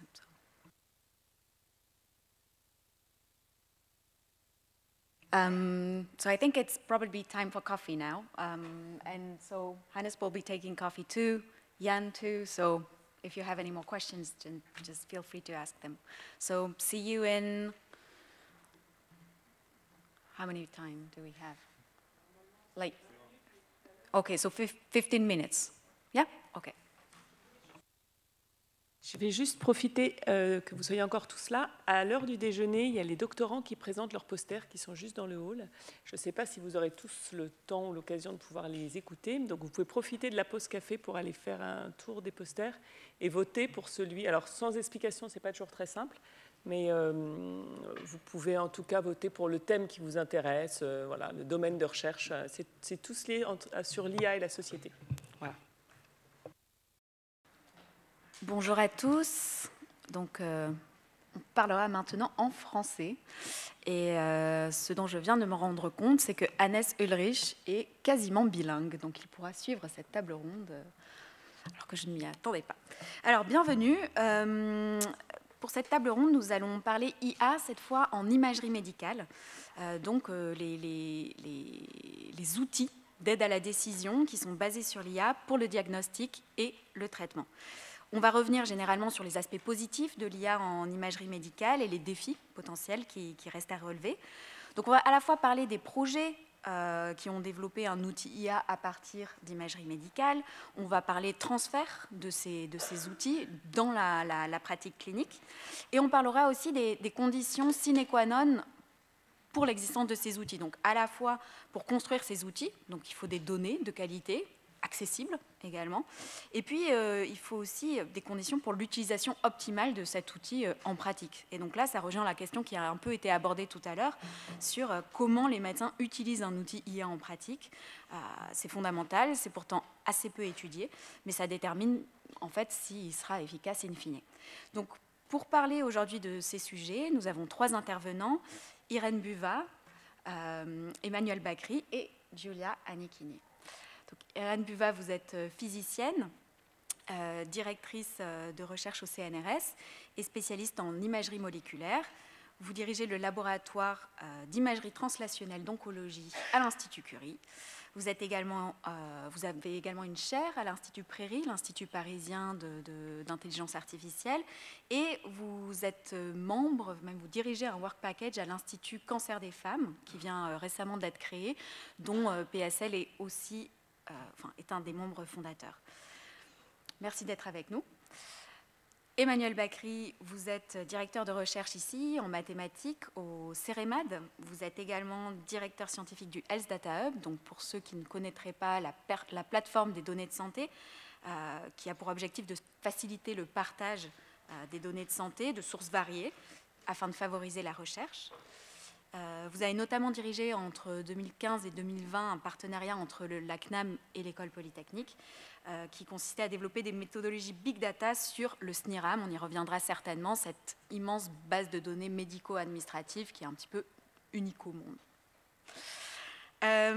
Giulia Anichini, vous êtes anthropologue, post-doctorante au CERMES 3, donc à l'INSERM en partie, et à l'Institut Santé Numérique en Société, qui est d'ailleurs un des partenaires de cette session. Vous avez travaillé sur les usages, justement, de technologies d'imagerie en sciences et dans le domaine médical, et sur notamment les normes qui régissent les pratiques de production d'images à l'ère du numérique. Vous vous intéressez notamment à l'impact des outils IA d'aide à la décision médicale sur la définition de ce qui est normal et ce qui est pathologique. Merci d'être avec nous.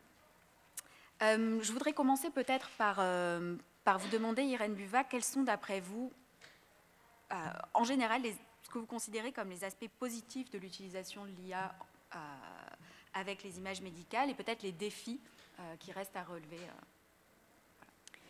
Merci beaucoup. Alors d'abord, bonjour à tous et merci de me donner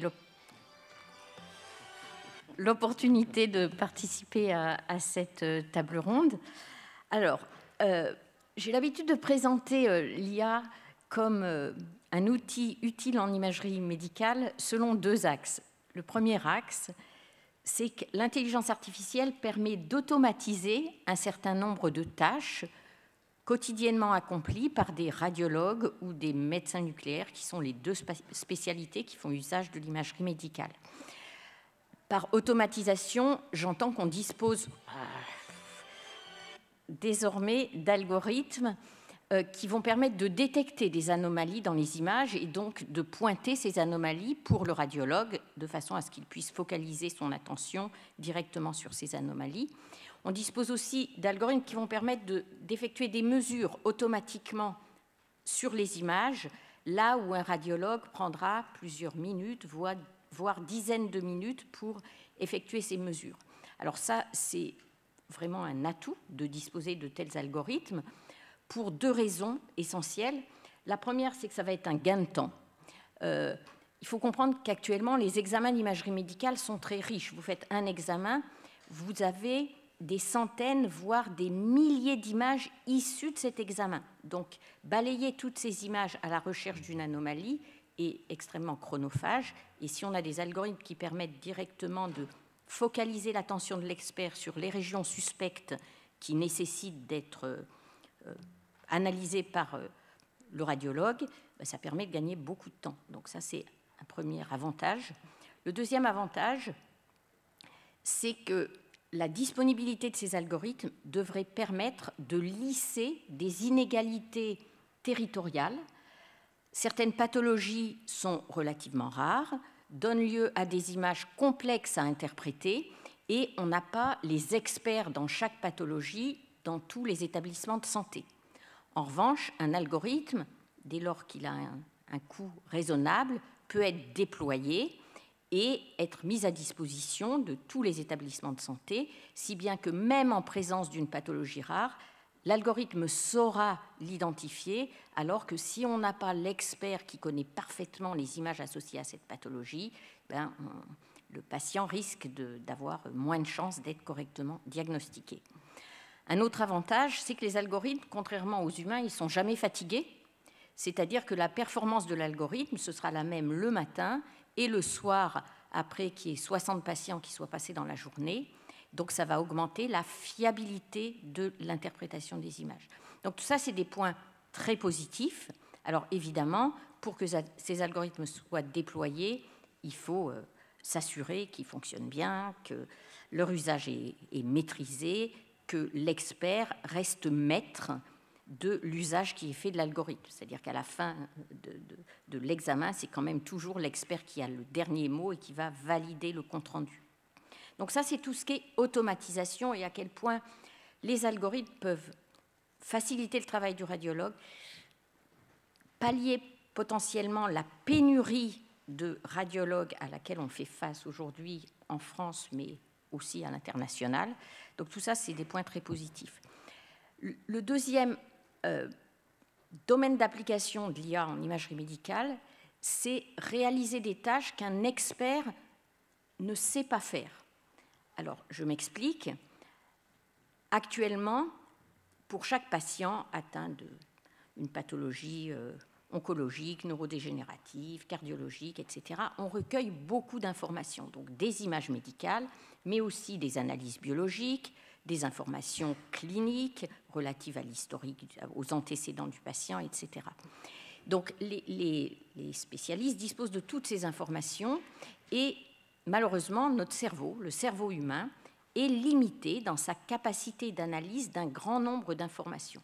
En fait, il y a des études qui ont démontré que le cerveau humain ne peut pas étudier les corrélations et les associations entre plus de 7 informations différentes et potentiellement complémentaires.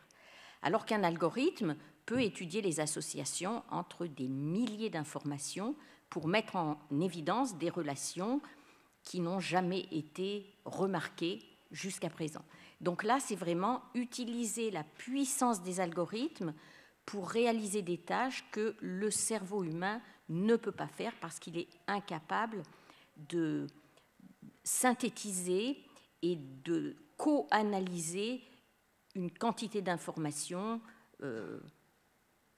supérieure à 10 presque, je dirais.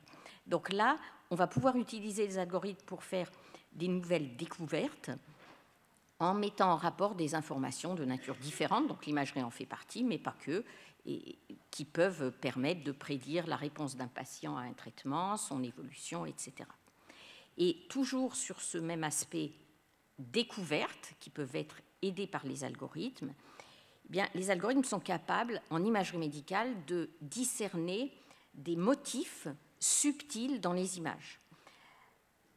Il y a 2 ans, enfin en 2021, il y a un groupe du MIT aux États-Unis qui a montré qu'un algorithme d'intelligence artificielle qui utilisait des mammographies assorties d'informations cliniques et biologiques était capable d'identifier une grande proportion, environ 40%, des femmes qui allaient développer un cancer du sein dans les 5 ans.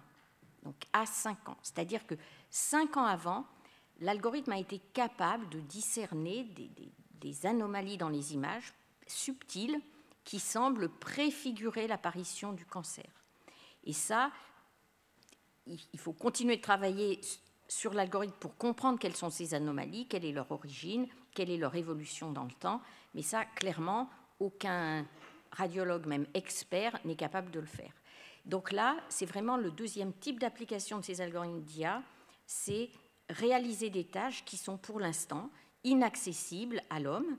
Mais par contre, si l'algorithme arrive à réaliser ces tâches, le défi qui suivra, c'est comprendre les informations sur lesquelles l'algorithme s'est appuyé pour que les utilisateurs détricotent les mécanismes biologiques ou les anomalies visibles sur l'imagerie qui vont être associées à la survenue d'un cancer dans cet exemple-là, mais la même chose vaut pour les maladies neurodégénératives, les maladies cardiaques, etc.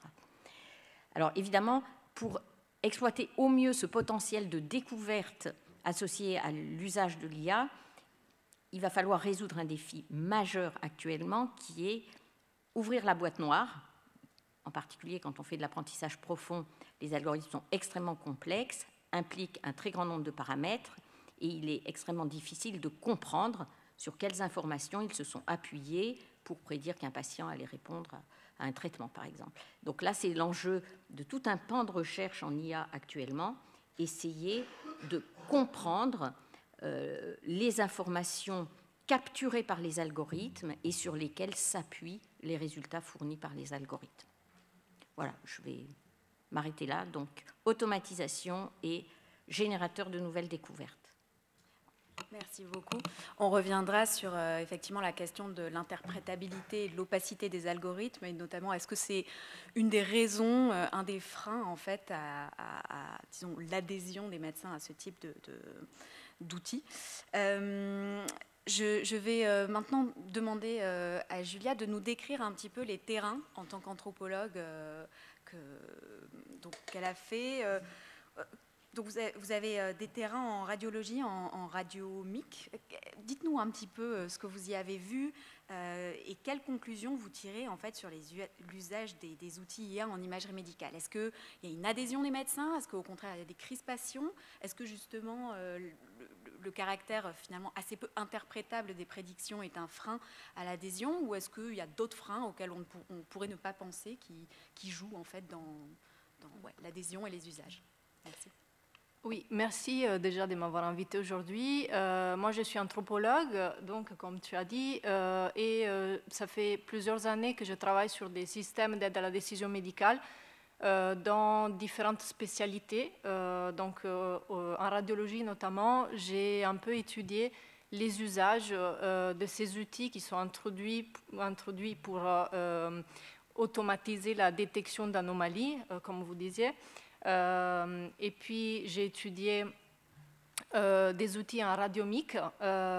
Et là, ce n'était pas les usages, mais c'était la collaboration entre cliniciens et radiothérapeutes pour concevoir des modèles prédictifs en oncologie. Et puis, j'ai étudié un système algorithmique dans la sclérose en plaques qui fait l'objet d'un essai clinique en ce moment et qui vise à la décision, à décider le meilleur traitement pour un patient donné, en fait, et pour personnaliser la prise de décision thérapeutique. Et dans tous ces terrains, effectivement, j'ai vu qu'il y a plusieurs freins aux appropriations. Alors, la question de l'opacité, elle est un peu ambiguë, dans le sens que, oui, en radiologie, par exemple, j'ai vu comment certains radiologues s'interrogeaient sur les critères algorithmiques qui étaient impliqués dans la détection d'anomalies. Et où les ingénieurs n'étaient pas à même de donner des réponses, puisque justement c'était des outils d'apprentissage profond. Mais dans d'autres terrains, notamment dans la conception des modèles en radiomique, les cliniciens n'avaient pas le sentiment que l'opacité était un frein à l'utilisation, puisqu'ils étaient amenés en fait, à utiliser plein d'outils qui sont opaques dans le sens où ils ne maîtrisent pas forcément les fonctionnements. Donc, ils me disaient que bon, si les outils étaient efficaces, l'opacité n'affaiblissait pas leur confiance en ces outils. Du coup, l'opacité, c'est peut-être pas un frein dans certains cas. Et d'ailleurs, il y a des juristes aussi qui ont vu comment il y a une divergence entre les préoccupations du droit autour de l'opacité, de l'explicabilité des modèles et aussi de l'information aux patients et les préoccupations des professionnels que j'ai vues plutôt orientées vers d'autres questions, par exemple la validation des connaissances autour de ces dispositifs computationnels, c'est-à-dire qu'il y a ces modèles répondent parfois difficilement aux exigences de reproductibilité. Il y a très peu qui reçoivent des validations externes. Il y en a très peu, par exemple, à Radiomic, qui, à l'époque, en fait, on me disait que très peu faisaient l'objet d'essais cliniques randomisés multicentriques, qui reste un peu le dispositif de validation des connaissances dominant dans l'evidence-based medicine. Donc, en fait, ça interrogeait cette validation des connaissances. Une préoccupation liée, c'est l'ancrage biologique de biomarqueurs d'imagerie qui peuvent être extraits, par exemple, dans le domaine de la radiomique, encore une fois, où on me disait, en fait, la significativité biologique, elle est moins intuitive que dans la génomique, qui fonctionnait un peu comme une success story par rapport à la radiomique. Et donc, voilà, il y avait ces questions de validation des connaissances et ancrage biologique. Et même si, combien même ces dispositifs répondent aux critères, au niveau des preuves, en fait, il y a une différence entre l'efficacité ainsi qu'elle est mesurée par les concepteurs et l'efficacité ainsi qu'elle est conçue par les cliniciens. C'est-à-dire que, par exemple, un radiomique, on me disait, un modèle, il peut être très performant selon certaines métriques, mais en fait, s'il fait moins bien par rapport à la détection de faux négatifs, donc il nous fait rater des cancers, on va privilégier d'autres modèles. Donc en fait, il y a une différence entre la validité analytique de ces modèles et l'utilité clinique, comme on en a déjà parlé. Et en fait, ça, ce n'est pas exclusif de la médecine. Toutes les technologies, en fait, il y a toujours une négociation entre l'efficacité ainsi qu'elle est conçue par les développeurs et après l'efficacité que cherche l'utilisateur. Pour faire un exemple, je me permets d'aller un peu à l'extérieur du domaine médical parce que cet exemple, je trouve très clair pour voir ces différences entre deux types de conception d'efficacité.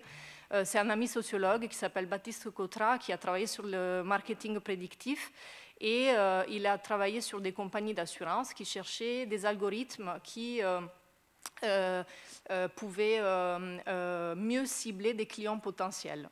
Et en fait, ces types d'algorithmes d'apprentissage automatique étaient tellement précis qui ciblaient soit des clients des clients qui avaient déjà souscrit à cette assurance, soit des clients qui étaient tellement avisés, qui avaient comparé les offres et qui avaient souscrit à d'autres assurances. Donc finalement, ils ont préféré des algorithmes qui privilégiaient un ciblage aléatoire parce que en fait, ce qui les intéressait, ce n'est pas l'efficacité. Cet algorithme, il est très efficace, mais il ne répondait pas aux objectifs, cette fois économiques, en fait, des utilisateurs. Donc, en fait, tout à l'heure, on a vu le dépistage de cancer, c'est des objectifs de santé publique. Là, c'est des objectifs économiques, mais en tout cas, ça doit répondre, ça doit être efficace, ça doit répondre à l'objectif des groupes sociaux qui s'emparent de ces outils. Après, d'autres freins que je peux évoquer, c'est la crainte de la perte de savoir qui est exprimée par certains professionnels. Notamment, je me rappelle qu'en radiologie, quand il y avait ces logiciels de détection automatique qui étaient introduits, alors j'ai étudié, ces utilisateurs étaient au début des internes, j'ai étudié les utilisations dans un CHU et quand le logiciel ouvrait l'image, il y avait un code couleur qui disait si l'image était normale ou pathologique. Et à l'époque, on me demandait, les internes détournaient le regard et me demandaient de fermer la fenêtre pour pouvoir réaliser leur propre interprétation avant de consulter l'avis, le compte-rendu automatique. Donc il y avait une crainte de la perturbation de l'acquisition de savoir, notamment tacite, qui sont indispensables dans l'apprentissage de la lecture des images, des radiographies. Et d'ailleurs, on évoquait le fait que à l'époque, que ces logiciels puissent intervenir dans le triage des images normales, c'est-à-dire dans l'exclusion des images normales, comme ils étaient plus performants dans la détection d'images, dans l'étiquetage d'images normales. Et les radiologues, les jeunes radiologues, surtout les internes, ils évoquaient la crainte que s'ils n'étaient plus habitués à interpréter des images normales, comment on va faire pour un jour, est-ce qu'on va perdre ce savoir d'interpréter une image normale? Donc il y avait des craintes en fait qui circulaient autour de cette perte de savoir, d'expertise. Et puis, bon, après, il y a aussi des appropriations plus réussies. Il n'y a pas que des freins. Notamment, j'ai vu ça quand la machine fonctionnait comme un deuxième avis, pour combler ce que les sociologues de la médecine appelleraient un besoin de réassurance. Et c'est le cas quand les radiologues étaient face à des petites lésions sur lesquelles avaient des incertitudes et sur lesquelles avant on aurait fait des clichés supplémentaires. Mais ils étaient rassurés par rapport au fait que le logiciel donnait des probabilités minimes que la lésion soit grave. Et comme ils connaissaient les faiblesses et les forces de ces outils et qu'ils savaient que ces outils étaient très sévères, eh bien, là, ils savaient qu'ils pouvaient passer sur ce type de lésions où il y avait des inquiétudes minimes. Donc il y a quand même des appropriations réussies vis-à-vis de certaines conditions, notamment celle-là de besoin de réassurance du médecin. Voilà. Merci beaucoup. Peut-être je peux faire réagir Irène Buvat sur l'idée que, justement, sur ces réticences observées par Giulia chez ces jeunes médecins, est-ce que... Donc, il y a cette idée, en général, autour de l'IA comme aide à la décision, qu'on va utiliser l'IA pour faire gagner du temps aux médecins sur les cas simples, pour qu'ils puissent passer plus de temps sur les cas difficiles, litigieux. Et en même temps, ces jeunes médecins... il faut qu'ils aient aussi à interpréter des radios simples pour pouvoir se former, quoi. On a presque l'impression, en écoutant Giulia, que c'est l'algorithme qui les forme, finalement. Où l'algorithme vient confirmer ou pas leur interprétation. Donc si c'est la machine qui entraîne les humains, j'exagère un peu. Non, mais effectivement, c'est une crainte légitime que l'usage de ces algorithmes fasse diminuer l'expertise des jeunes médecins qui sont actuellement en formation. Je pense qu'on peut résoudre cette crainte en réalisant que l'intelligence artificielle peut aussi participer à la formation des médecins, et c'est quelque chose qui est étudié déjà. Par exemple, en s'assurant qu'un jeune radiologue va être justement exposé à une variété de clichés représentative de celles qu'il va être amené à analyser dans sa pratique clinique, ou en sélectionnant, lors de son apprentissage, apprentissage du médecin, là on n'est plus dans l'apprentissage machine, en sélectionnant les cas où il s'aperçoit que le jeune médecin fait le plus d'erreurs. Donc généralement, voilà, on va demander... Sur l'ordinateur, le médecin va devoir interpréter des clichés. L'algorithme va savoir si le cliché était normal ou anormal et donc va pouvoir enregistrer les erreurs des médecins et va donc pouvoir, pour son apprentissage, lui présenter davantage de clichés qui lui posent problème. On peut aussi imaginer que ces algorithmes d'IA servent à la formation des médecins en allant chercher dans des bases de données des clichés similaires, c'est-à-dire que quand un médecin voit un cliché, qui s'interroge sur la gravité d'une anomalie, l'algorithme peut aller chercher d'autres clichés similaires en donnant quelles ont été les conclusions et l'évolution du patient pour ces clichés, donc peut apporter aux médecins en formation tout un corpus de clichés et d'éléments cliniques qui vont participer à sa formation. Donc pour moi, la réponse à cette crainte de perte d'expertise du fait d'une utilisation excessive et d'une confiance excessive en ces algorithmes, c'est que tout dépend de la manière dont on intègre ces algorithmes à la fois dans leur utilisation dans les hôpitaux, mais aussi dans la formation des médecins. Je pense que ces algorithmes, ils ont un rôle très important à jouer dans la formation des médecins pour s'assurer que les médecins ont vu suffisamment d'images normales, etc.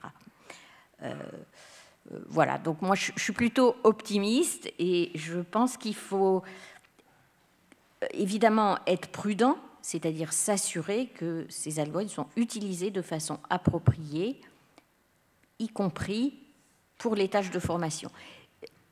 Alors, toujours en parlant de formation, il est aussi, de mon point de vue, indispensable que les jeunes médecins soient formés à l'intelligence artificielle. Alors, on ne va pas leur demander de devenir des computer scientists, ce ne sera pas leur métier, mais néanmoins, il faut qu'ils soient capables de lire des publications avec un esprit critique sur la méthodologie d'intelligence artificielle utilisée. Donc, il faut une formation de base à l'IA qui leur permettra d'être critiques vis-à-vis des outils reposant sur l'IA qu'on leur confie et de toute la littérature qui est vertigineuse actuellement, qui décrit des nouveaux algorithmes pour résoudre des problèmes en imagerie médicale, mais aussi en analyse de biomarqueurs circulants, en analyse génomique, etc. Donc vraiment, il faut intégrer l'IA dans le processus de formation pour éviter cet écueil de perte d'expertise à cause de l'IA. Merci, je pense qu'effectivement, c'est très important cette question de la formation des médecins à l'IA, à leur interaction en fait avec les prédictions fournies par l'IA. Parce qu'on peut imaginer des disparités en fait, entre médecins, avec, de la même manière qu'il y a des médecins qui sachent lire une radio avec plus ou moins d'expertise, on peut imaginer des médecins qui sachent plus ou moins bien interagir avec l'IA, certains qui prendraient une prédiction telle qu'elle, certains qui prendraient d'autres données contextuelles pour l'interpréter. Avant de vous faire intervenir, j'aimerais juste poser une dernière question à Giulia en lien avec ça justement. Vous avez travaillé sur l'objectivité, en fait. Donc, est-ce que l'IA amènerait une objectivité à la pratique médicale? Alors, oui, alors l'objectivité de l'IA, qu'on prête à l'IA, le fait que les outils d'intelligence artificielle et algorithmique en général puisse aider le médecin à dépasser ses faiblesses, les faiblesses de l'expertise humaine, et un peu le discours, la rhétorique qui entoure ces outils. Mais en fait, ce qu'il faut se rappeler aussi, c'est que ces outils, selon les données qu'ils utilisent pour entraîner les modèles, etc., ces données définissent le champ d'action des algorithmes et ils amènent ils façonnent la manière dont on mesure et on voit et on appréhende un phénomène et un événement. Donc ils amènent des catégories et des idéaux, notamment en médecine, des idéaux de normalité. Donc j'ai fait un exemple, par exemple en radiologie, ce qu'on a vu, en tout cas à l'époque, c'est que ces outils d'intelligence artificielle pour la détection d'anomalies étiqueter avait tendance à étiqueter de façon systématique les anomalies comme pathologiques. Sauf que pour les radiologues, pas toutes les anomalies sont pathologiques, évidemment. Il y a des anomalies qui sont iatrogènes, c'est-à-dire que, par exemple, les cicatrices, et c'est très commun d'avoir des cicatrices dans le dépistage du cancer du sein, par exemple. Il y a des anomalies comme des kystes ou des micronodules qui peuvent être graves, mais qui peuvent être aussi des anomalies bénignes selon leur localisation. Et donc, il y a la vision de normalité que la machine posait n'était pas la même que celle des professionnels. Pourquoi ? parce que les professionnels avaient à disposition tout un tas de données qui n'étaient pas quantifiées par la machine, qui pourraient être quantifiées mais qui ne l'étaient pas, mais aussi des données non quantifiables que le médecin a à disposition, notamment des données recueillies lors de l'examen médical, des données narratives, des données sur l'historique du patient, des antécédents familiaux, etc. Donc des données qui ne sont pas quantifiées par la machine et qui expliquent pourquoi il y a cette vision de la normalité plus stricte, en tout cas dans le cas de ces outils-là. C'est ce que j'ai amené et j'ai appelé cette normalité la supernormalité, c'est-à-dire que ça véhicule, ces outils, une supernormalité, le fait qu'il y a une correspondance stricte entre le pathologique et l'anomalie. Donc ça véhicule une idée de normalité.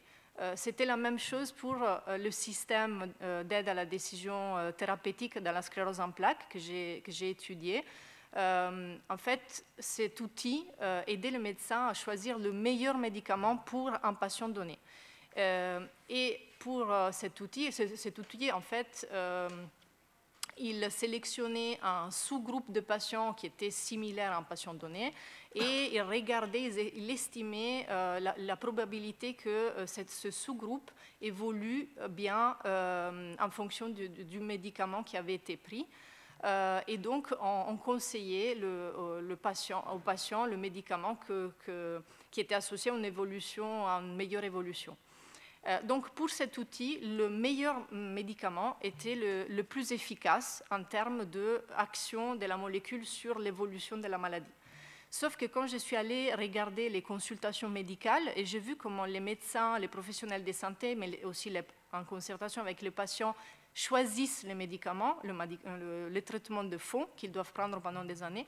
En fait, ce n'est pas forcément le plus efficace, mais il y a d'autres priorités qui sont prises en compte, notamment le mode d'emploi des médicaments, parce que c'est très important le mode d'emploi pour assurer une observance de ce médicament, une adhérence au traitement, mais aussi d'autres choses comme les effets secondaires ou la tolérance. Donc, on a un ensemble de priorités qui étaient décisives dans le choix du médicament et qui étaient décisives dans le calcul bénéfice-risque des professionnels de santé et des patients. Donc, en fait, on voit aussi là que l'outil vient dire que le meilleur médicament, c'est le plus efficace, mais parce qu'il n'a pas accès à d'autres types de données, de priorités qui sont essentielles pour le processus décisionnel. Et donc, en fait, je termine juste en disant que c'est ça le risque. Le risque, c'est que le processus prognostique et diagnostic soit basé sur des verdicts quantitatifs au détriment d'autres types de données qui sont très importantes pour la décision médicale et pour le savoir en médecine en général. Voilà, donc l'objectivité doit être regardée au prisme de cette non-neutralité des catégories qui sont amenées par ces technologies. Merci beaucoup. On parle pas mal de données. Je ne suis pas sûre qu'avoir plus de données accroîtra l'objectivité, mais en tout cas, tous ces outils IA sont basés sur des données de qualité. On pourra y revenir. Donc, Emmanuel Bacry, j'aimerais vous demander, en tant que directeur scientifique du Health Data Hub, donc je répète, cette plateforme en fait, des données de santé qui vise à rendre accessibles ces données de santé qui sont structurées, pas structurées, qui viennent de différentes sources. Est-ce que l'existence du Health Data Hub a rendu certains projets, typiquement des outils IA, d'aide au diagnostic, de médecine personnalisée, est-ce que ça a rendu possible certains projets, lesquels j'imagine que vous avez dû en voir passer pas mal. Et de quelles données parle-t-on en fait est-ce que c'est juste de l'imagerie? Est-ce que c'est au-delà de ça des données administratives? Il y a tellement de choses qui ont été dites. Est-ce que j'ai le droit déjà de rebondir bien sûr, sur le reste avant de répondre à la question qui évidemment est très intéressante, mais j'ai quand même pas mal de choses à dire, pas forcément apporter des réponses, mais des témoignages et peut-être poser d'autres questions. Je ne vais pas tout... Bon, j'aurais énormément de choses à dire, mais bon, je vais essayer de sélectionner les choses les plus importantes sur l'explicabilité des modèles. Alors les médecins, effectivement, qui disent tant que ça marche, ça va, c'est hyper dangereux quand même. C'est-à-dire que le jour où ça ne marche plus, qu'est-ce qu'on dit à tous les gens pour qui ça n'a pas marché? Parce qu'il y aura de la latence. Et donc ça, c'est quand même un sujet qui est quand même pas à prendre. Voilà. Et le médecin, bon, quand il dit ça, il ne se rend pas compte que ça peut ne plus marcher du jour au lendemain. Et donc, si on n'arrive pas à monitorer ça de façon précise, ça peut être quand même assez dangereux. Il y a un exemple, je ne me souviens plus exactement de quel algorithme c'était, aux États-Unis, qui est assez célèbre, qui s'est passé, où un algorithme d'IA très bien entraîné sur plein de machines, sur des radiographies, je crois, avait été déployé et marchait très bien. Et un jour, il s'est mis à complètement plus marcher du tout. Et on a mis énormément de temps avant de comprendre ce qui se passait. Et ce qui se passait, c'est que toutes les machines sur lesquelles ça avait été testé, incluaient un composant électronique qui générait un bruit sur l'image qui était invisible à l'œil humain, mais qui était corrélé à l'image et à l'information de l'image. Et l'IA avait appris sur ce bruit à reconnaître les pathologies. Le jour où ce composant a été enlevé pour avoir une image de meilleure qualité, l'IA était complètement... voilà. Donc c'est de ça dont on parle. C'est de ces problèmes potentiels-là qui sont très compliqués à détecter au moment de l'apprentissage.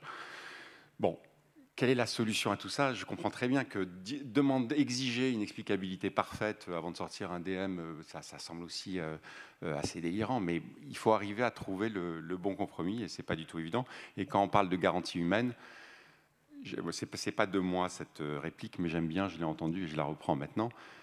Est-ce qu'on demande une garantie humaine au pacemaker qui prend une décision toutes les secondes?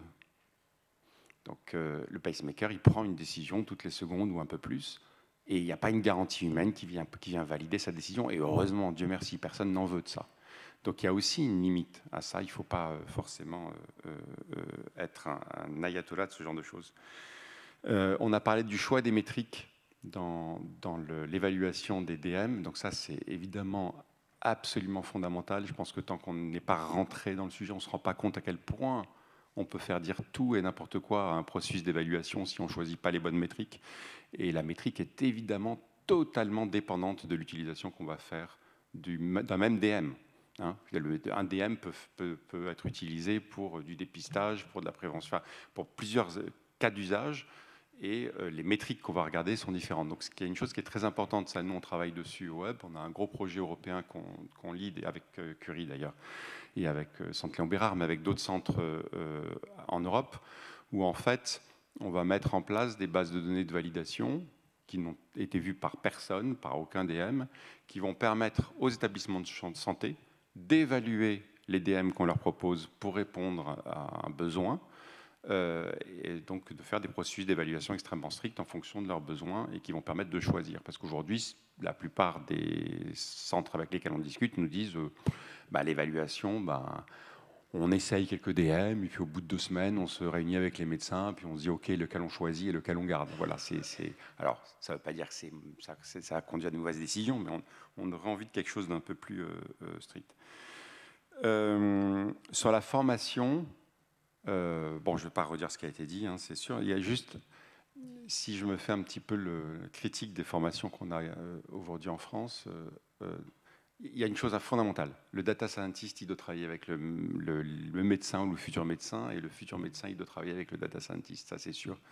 Et aujourd'hui, c'est compliqué. C'est pas encore très fluide, cette discussion-là. Et si je devais grossir les traits, le data scientist aujourd'hui, la façon dont il est formé, quand il arrive dans une boîte de développement de quoi que ce soit, il va dire je m'en fous de l'application, dites-moi ce que vous voulez en entrée, ce que vous voulez en sortie, et moi je me débrouille. Et ça, c'est une énorme erreur. Bien sûr que dès la conception de l'algorithme, il doit travailler avec l'expert et il doit lui essayer d'avoir un minimum d'expertise. Bon, même chose pour les élèves médecins qui se disent faut pas exagérer, l'IA, c'est pas. Voilà, moi j'enseigne. J'ai enseigné jusqu'à l'année dernière, je ne sais pas si je vais continuer je ne vais pas citer, mais en option, en 2e année de médecine, dans une fac de médecine à Paris, pour initier les gens à l'IA. Et l'année dernière, j'avais 3 élèves. Voilà. Bon, c'est désespérant, quoi. Quand on sait combien il y a d'élèves en deuxième année de médecine dans ces grosses facs, on se dit qu'il n'y en a que 3 qui sont... Alors, c'est pas que mon cours est particulièrement bon, quoi que ce soit. Il y avait 3 élèves quasiment dans tout le cursus. On se dit, mais c'est juste, ça ne doit pas être optionnel. Les gens ne se rendent pas compte à quel point c'est important. Sur l'objectivité, j'entends très bien et je suis complètement en ligne avec ce que vous avez pu dire. Je voudrais rajouter un point de vue, même en gardant le quantitatif. Même si je regarde que l'aspect quantitatif, et ce n'est pas pour minimiser le reste, je suis totalement d'accord avec vous, l'IA, ce n'est pas l'objectivité, mais l'IA, elle est biaisée comme un médecin. Enfin, je veux dire, elle est biaisée, en tout cas, je ne sais pas si c'est autant ou pas autant, mais en tout cas, le type de biais qu'on a, ça peut être le même genre chez un médecin humain que chez l'IA. Donc, il ne faut surtout pas considérer que l'IA, parce que c'est l'IA, parce que c'est une machine, forcément, automatiquement, c'est moins biaisé et ça prend de meilleures décisions. Il y a une certaine objectivité par rapport à un médecin. Ça, c'est une erreur grossière. Il y a certainement des IA aujourd'hui qui sont sur le marché qui sont en moyenne moins biaisés qu'un médecin. Il y en a d'autres qui sont certainement plus. Et ça, c'est très compliqué à évaluer, mais il ne faut pas avoir ce réflexe de se dire c'est parce que c'est une machine, forcément, c'est moins biaisé. Le problème de biais est tout aussi important. Ce qui me permet de rebondir finalement sur la question, et voilà, on n'a pas parlé des biais. On a parlé d'explicabilité, mais il faut parler des biais. Et ça, c'est un sujet extrêmement important.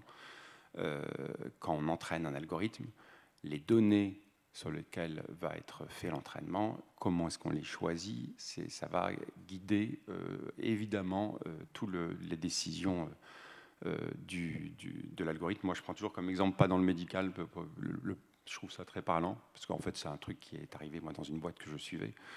Vous avez développé une IA qui détecte s'il y a des panneaux solaires sur un toit ou pas, à partir d'une imagerie satellite ou d'une imagerie aérienne. Si vous entraînez que sur des toits de Normandie, vous aurez du mal à faire le reste de la France. C'est une évidence, l'algorithme va complètement se planter. Ça paraît évident à tout le monde. Bon, personne ne va faire ce type d'erreur-là, parce que c'est évident pour tout le monde que les toits de Normandie sont particuliers, et donc il ne faut pas apprendre que là-dessus. Maintenant, les biais, ça se cache dans... Enfin, c'est dans des détails, et donc on est totalement toujours obsédé quand on choisit les bases de données, de se dire est-ce que c'est suffisamment représentatif de la population ou de ce que l'algorithme sera amené à voir une fois qu'il sera déployé. Et ça, c'est extrêmement difficile de trancher de façon sûre. Donc on est toujours biaisé, et ce qu'on cherche à faire, c'est de minimiser ces biais, et pour ça, il faut avoir des données de qualité. Et donc, je reviens maintenant aussi à la réponse sur les données. On parle énormément de la révolution de l'IA en santé. Moi, je suis un de ceux qui pensent que 95% de la révolution de l'IA en santé, c'est en fait une révolution des données. Ce n'est pas une révolution de la méthodologie. On sait faire déjà plein de choses. Alors oui, il y a des nouvelles méthodologies qui sortent, qui sont intéressantes. Mais si aujourd'hui, on avait des bases de données qui étaient de qualité, avec peu de biais, standardisés à une échelle mondiale, mais je veux dire, les bénéfices en santé publique seraient énormes. Et alors, sans IA déjà, on pourrait faire plein de choses sans IA, et puis évidemment avec de l'IA. Donc c'est un enjeu majeur. Malheureusement, ce n'est pas forcément une très bonne nouvelle, parce que la révolution de la donnée et construire ces bases de données, c'est quelque chose d'excessivement compliqué, Donc, nous, au Hub, on apporte une petite brique, on essaye de collaborer à ce truc-là. On pourra parler de l'espace européen de données de santé qui fait aussi. Il y a d'autres initiatives, évidemment, dans le monde, mais je pense qu'en fait, c'est le sujet bloquant, essentiellement en France et dans le monde. On l'a vu même pendant le Covid, on pourra en reparler. Pour terminer, en répondant directement à ta question, oui, bien sûr, au Hub, on accompagne plein de projets qui ont vocation à développer des DM qui seront certifiés ensuite en Europe ou aux États-Unis. Alors, on est encore jeune, on a 5 ans, on a 5 ans d'existence. Des DM sur de l'image, je crois qu'on n'en a pas encore accompagné qui sont certifiés. On en accompagne beaucoup, alors j'en ai noté quelques-uns, là j'ai demandé à mon équipe hier de m'en sortir quelques-uns, donc on en a Évidemment, sur le cancer du sein, c'est une évidence, tellement c'est une priorité mondiale.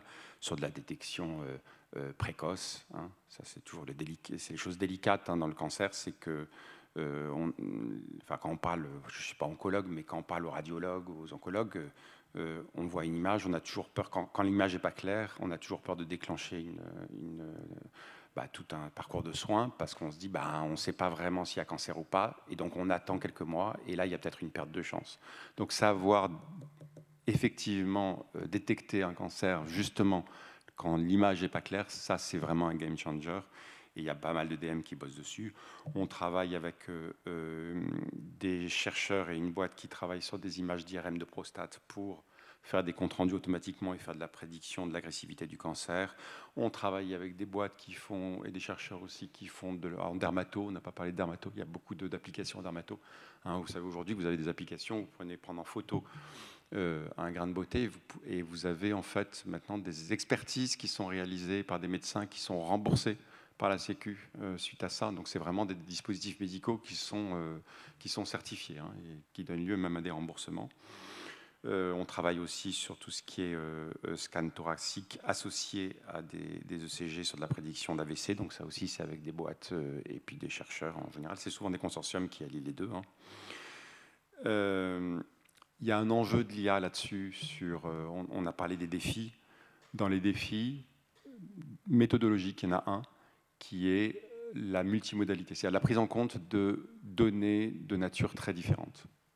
Donc, on sait qu'il y a une promesse de l'IA là-dessus. C'est pas encore totalement, la transformation, elle n'est pas encore totalement faite, mais il y a beaucoup de recherches là-dessus. On sait que ça va avoir des grosses implications. C'est-à-dire c'est pas juste entre guillemets, juste, c'est déjà pas mal. Hein, l'IA qui lit l'image, mais c'est l'IA qui va regarder l'image en même temps que justement, là, je disais des ECG, en même temps qu'un parcours de soins, en même temps que des comorbidités, etc. Et c'est tout ça qui va et des données génomiques pour la médecine de précision. C'est évidemment extrêmement important. Et c'est tout ça qui va être pris en compte. Je crois que c'est bon. Ah, si, non, il y a des DM. Alors pour le hub, ça y est, mais c'est pas de l'image. Mais voilà, nous, on a travaillé. Ça, c'était une success story sur laquelle on a pas mal communiqué. Il y a une boîte qui s'appelle Implicity qui fait justement des suivis de pacemaker et qui a développé chez nous un algorithme de prédiction de complications cardiaques à partir de données de pacemaker. Alors, c'est toujours lié aux données. Pourquoi est-ce qu'ils ont eu besoin du hub ? C'est parce que, en fait, quand vous regardez juste des données de pacemaker et que vous voulez faire un apprentissage d'un algorithme de deep learning, donc d'apprentissage profond, pour détecter une complication cardiaque, le problème, c'est que sur des données de pacemaker, vous n'avez pas est-ce qu'il y a eu une complication cardiaque ou pas. Donc, l'algorithme ne peut pas apprendre. Donc, il faut trouver des données qu'on peut lier à ces données-là qui indiquent qu'il y a eu complication cardiaque. Les données de l'assurance maladie permettent de faire ça, parce que quand il y a complication cardiaque, vous allez à l'hôpital pour une complication cardiaque, il y a un codage, donc ça c'est des données qu'on retrouve au niveau de données de l'assurance maladie. Et donc nous, on a opéré le chaînage des données de pacemaker avec ces données d'assurance maladie, et ensuite ils ont développé leur algorithme qui a été certifié FDA, qui est certifié Europe maintenant, et qui est déployé pour de la télésurveillance.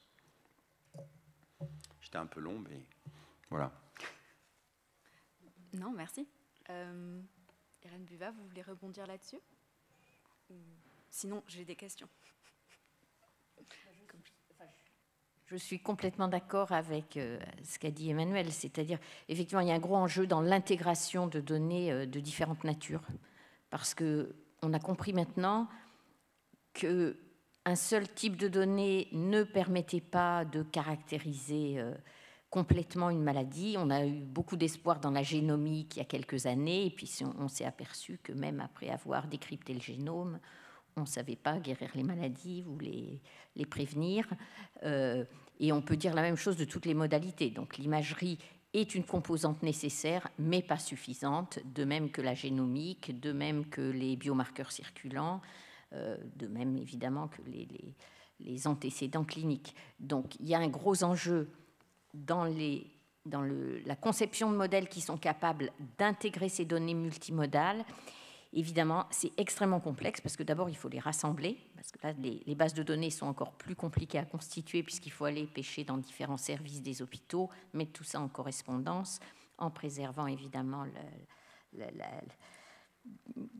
l'anonymat du patient. Donc les bases de données sont plus complexes à construire, c'est-à-dire qu'elles sont malheureusement de taille plus réduite, alors que les informations qu'elles intègrent sont plus compliquées. Donc plus le problème à résoudre est compliqué, plus il faut une grande masse de données pour espérer pouvoir le résoudre. Donc là, on a un peu un paradoxe. Le multimodal, c'est l'avenir, mais c'est compliqué de créer des bases de données exhaustives pour construire des modèles qui seront capables de coder et d'identifier des associations pertinentes et annonciatrices du développement d'une maladie. Mais il y a beaucoup d'espoir, effectivement, dans les approches multimodales, mais ça augmente le niveau de complexité. Merci. Peut-être il est temps de poser une dernière question, à moins que... Non. Donc peut-être une dernière question. On avait à cette table ronde l'année dernière un expert de l'OCDE qui disait que la France était addict aux projets pilotes. Donc il sous-entendait qu'il y avait quand même pas mal de projets pilotes qui ne faisaient jamais l'objet d'un transfert dans la pratique clinique. Donc c'est vrai que le chemin est long entre la découverte par une équipe de recherche, la validation, même si on a parlé de la validation et des questions que ça posait, et puis ensuite le transfert dans la pratique clinique. Donc avec votre équipe, vous avez une success story, vous avez identifié un lymphome, vous avez développé un biomarqueur basé sur l'IA, et ensuite, ce biomarqueur a été intégré dans une console clinique. Donc, les médecins s'en servent. Est-ce que vous pouvez nous raconter un peu cette histoire et puis ensuite Oui, alors je vais essayer d'être brève, mais elle a le mérite d'illustrer plein de propos qui ont été tenus là au cours de cette table ronde. Bon, la démarche est, oui, c'est un peu pour nous, pour notre laboratoire, c'est un peu une success story. Donc, on travaillait sur un type de lymphome. Donc le lymphome, c'est un cancer hématologique, et pour lequel on a mis au point un biomarqueur, c'est-à-dire une mesure faite à partir des images qui caractérisent la dissémination de la maladie, c'est-à-dire à quel point le lymphome est présent partout dans l'organisme ou seulement dans certaines régions. Donc là, jusque-là, c'était ce qu'on appelle drivé par l'hypothèse. Notre hypothèse, c'était que la dissémination de la maladie pouvait être un élément pronostique qui permettait de savoir s'il fallait traiter les patients de façon intense ou si on pouvait désescalader un peu le traitement. Donc on a vérifié ça sur une cohorte, une première cohorte qu'on avait avec des collègues hématologues, et ça fonctionnait. L'inconvénient, c'est que le calcul de ce biomarqueur prenait plusieurs minutes, voire dizaines de minutes, parce qu'il fallait segmenter toutes les lésions, et chez les patients atteints de lymphome, il peut y en avoir plein. Donc parfois, le médecin nucléaire, en l'occurrence, il met 30 minutes à segmenter l'examen, donc c'est infaisable en clinique, parce qu'il n'a pas le temps. Donc on a développé un algorithme basé sur l'apprentissage profond qui réalise cette segmentation de façon automatique avec des architectures qui n'ont rien d'original, et qui permet d'obtenir le biomarqueur en quelques secondes. On a la valeur de la dissémination de la maladie. Alors ensuite vient l'étape de validation externe qui est absolument cruciale. Donc pour franchir cette étape, ce qu'on a fait, parce qu'on pense que ce modèle est plus simple que celui qui consiste à partager des données, on a partagé notre code. C'est-à-dire qu'on a implémenté le biomarqueur dans un logiciel qu'on développe au laboratoire et qui est téléchargeable par n'importe qui gratuitement, qui fonctionne sur Mac, sur Windows, voilà.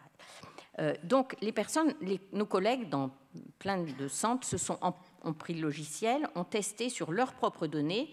Il n'y a pas eu d'échange d'images, ce qui accélère considérablement le process, parce que dès qu'on se met à échanger les images, c'est compliqué.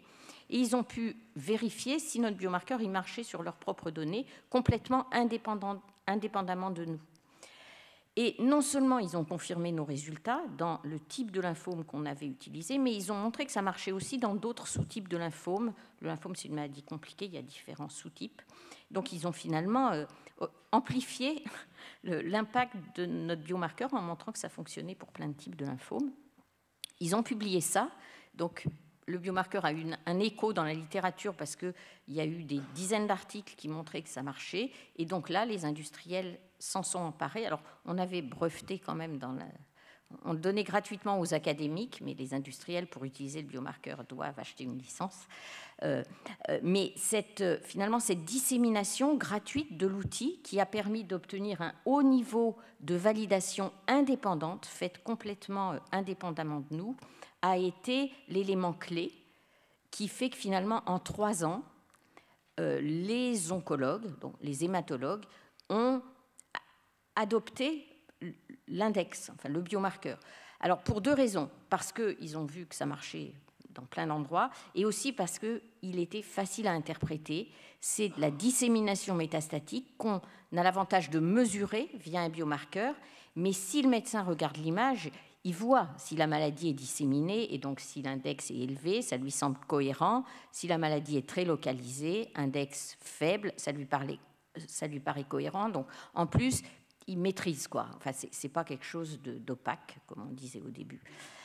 Voilà, donc depuis, les industriels l'ont implémenté sur leur console et c'est maintenant disponible dans les services. Donc voilà, c'est la conjonction d'une dissémination gratuite qui a facilité la validation externe,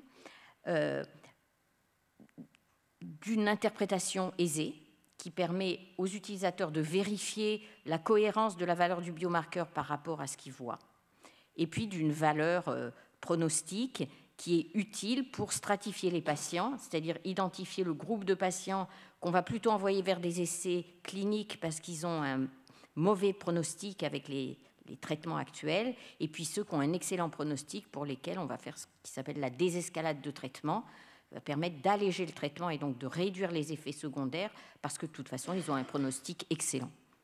Voilà, donc c'est vrai qu'on est assez fiers de cette success story, mais qui passe vraiment par la validation externe. Merci beaucoup. Je ne sais pas si tu veux rebondir, et puis après on ouvrira les questions à la salle, on est déjà un petit peu en retard. Je rebondis rapidement. Bravo, je ne connaissais pas ces success stories, félicitations, c'est très impressionnant. Vous avez parlé de... Donc, ça a été testé sur 2 données pour la validation, donc ça c'était nécessaire, c'est effectivement extrêmement important. Quelquefois on a besoin, pour l'apprentissage, de le faire sur plusieurs jeux de données, et là les problèmes c'est quand même plus pratique quand les données elles bougent, et donc comme vous l'avez dit, on n'a pas demandé à ce que les données bougent parce que c'est beaucoup plus compliqué, mais ça c'est un enfer en fait. Quand on veut bouger les données, il faut se rendre compte de ça quand même. Donc sur les données, il y a un enjeu énorme sur les données de santé, avec un réflexe propriétaire essentiellement de beaucoup de producteurs de données qui considèrent que c'est leurs données et que elles valent de l'or, et donc il faut faire très attention, elles ne doivent pas sortir. Maintenant, pour des enjeux de santé publique, c'est une évidence qu'il faut constituer des grosses bases de données accessible à grande échelle, avec un partage. Voilà. Alors ça, il y a des problèmes de valorisation énormes, enfin voilà, il y a plein de choses qui découlent de ça. Mais le partage, on parle très souvent du risque de partager les données. Il y a eu en plus là, j'ai vu dans les journaux, il y a eu une fuite de 750 000 dossiers patients. Là, c'est sorti ce matin, je crois. Donc, il y a un risque de partage des données, mais il faut parler du risque de non-partage des données, qui est énormissime aussi. Voilà, donc ça, c'est des choses importantes. Et puisqu'on est dans la conclusion, je voudrais juste dire une chose, je reviens en arrière sur un truc, sur l'objectivité. Il y a une chose parce qu'on n'a pas parlé de ChatGPT quand même. Il faut parler de ChatGPT un tout petit peu quand même. Non, mais on parle très souvent des dangers de l'IA. Pour moi, si je dois vraiment nommer le plus gros danger de l'IA, c'est justement cette illusion d'objectivité qu'on a face à la machine. Comme on est face à une machine, on a l'impression qu'il a vu plein de données, qu'il a vu plein de choses. Donc ça donne une illusion d'objectivité. Je ne sais pas si vous connaissez le test de Turing. Le test de Turing, qu'a inventé Turing à l'époque, c'était pour quand est-ce qu'on aurait atteint l'IA ultime. C'est on fait un chatbot qui discute avec quelqu'un, et le quelqu'un en question n'est pas capable de déceler s'il discute avec un humain ou s'il discute avec une machine. C'est intéressant parce qu'on voit bien que ce test-là, il est dans donner une illusion d'intelligence. Et on y est aujourd'hui. Avec un chat GPT, on est dans une illusion d'intelligence. Et ça, pour moi, c'est le plus gros danger. C'est que les gens, c'est qu'on est dans une illusion d'intelligence et qu'on se laisse prendre au jeu. Et moi, je fais plein de conférences à des médecins extrêmement savants, etc. c'est extrêmement important, et ça c'est peut-être moi le message principal sur ces outils-là, c'est quand vous utilisez un chat GPT, dites-vous qu'a priori, mais vraiment, il n'y a rien qui a été fait pour qu'il ne raconte pas de conneries, excusez-moi le mot, mais c'est-à-dire que, en fait, c'est hallucinant, c'est-à-dire que le fait que ça marche aussi bien, c'est étonnant. Mais si vous regardez tout le processus d'apprentissage, on est vraiment dans une IA particulière, tout le processus, je pèse mes mots, d'apprentissage d'un chat GPT ou les modèles équivalents, à aucun moment, on s'intéresse au fait qu'il a dit oui ou non la vérité. La vérité, on s'en fiche, on est dans de l'illusion. Maintenant, ça marche de façon incroyable pour pas mal de choses.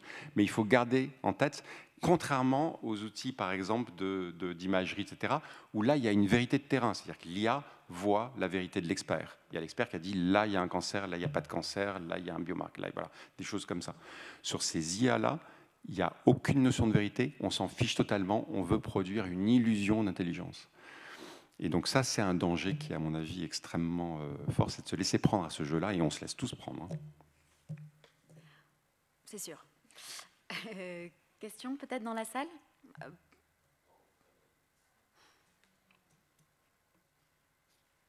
J'ai pas entendu. C'était un compliment, c'est ça ?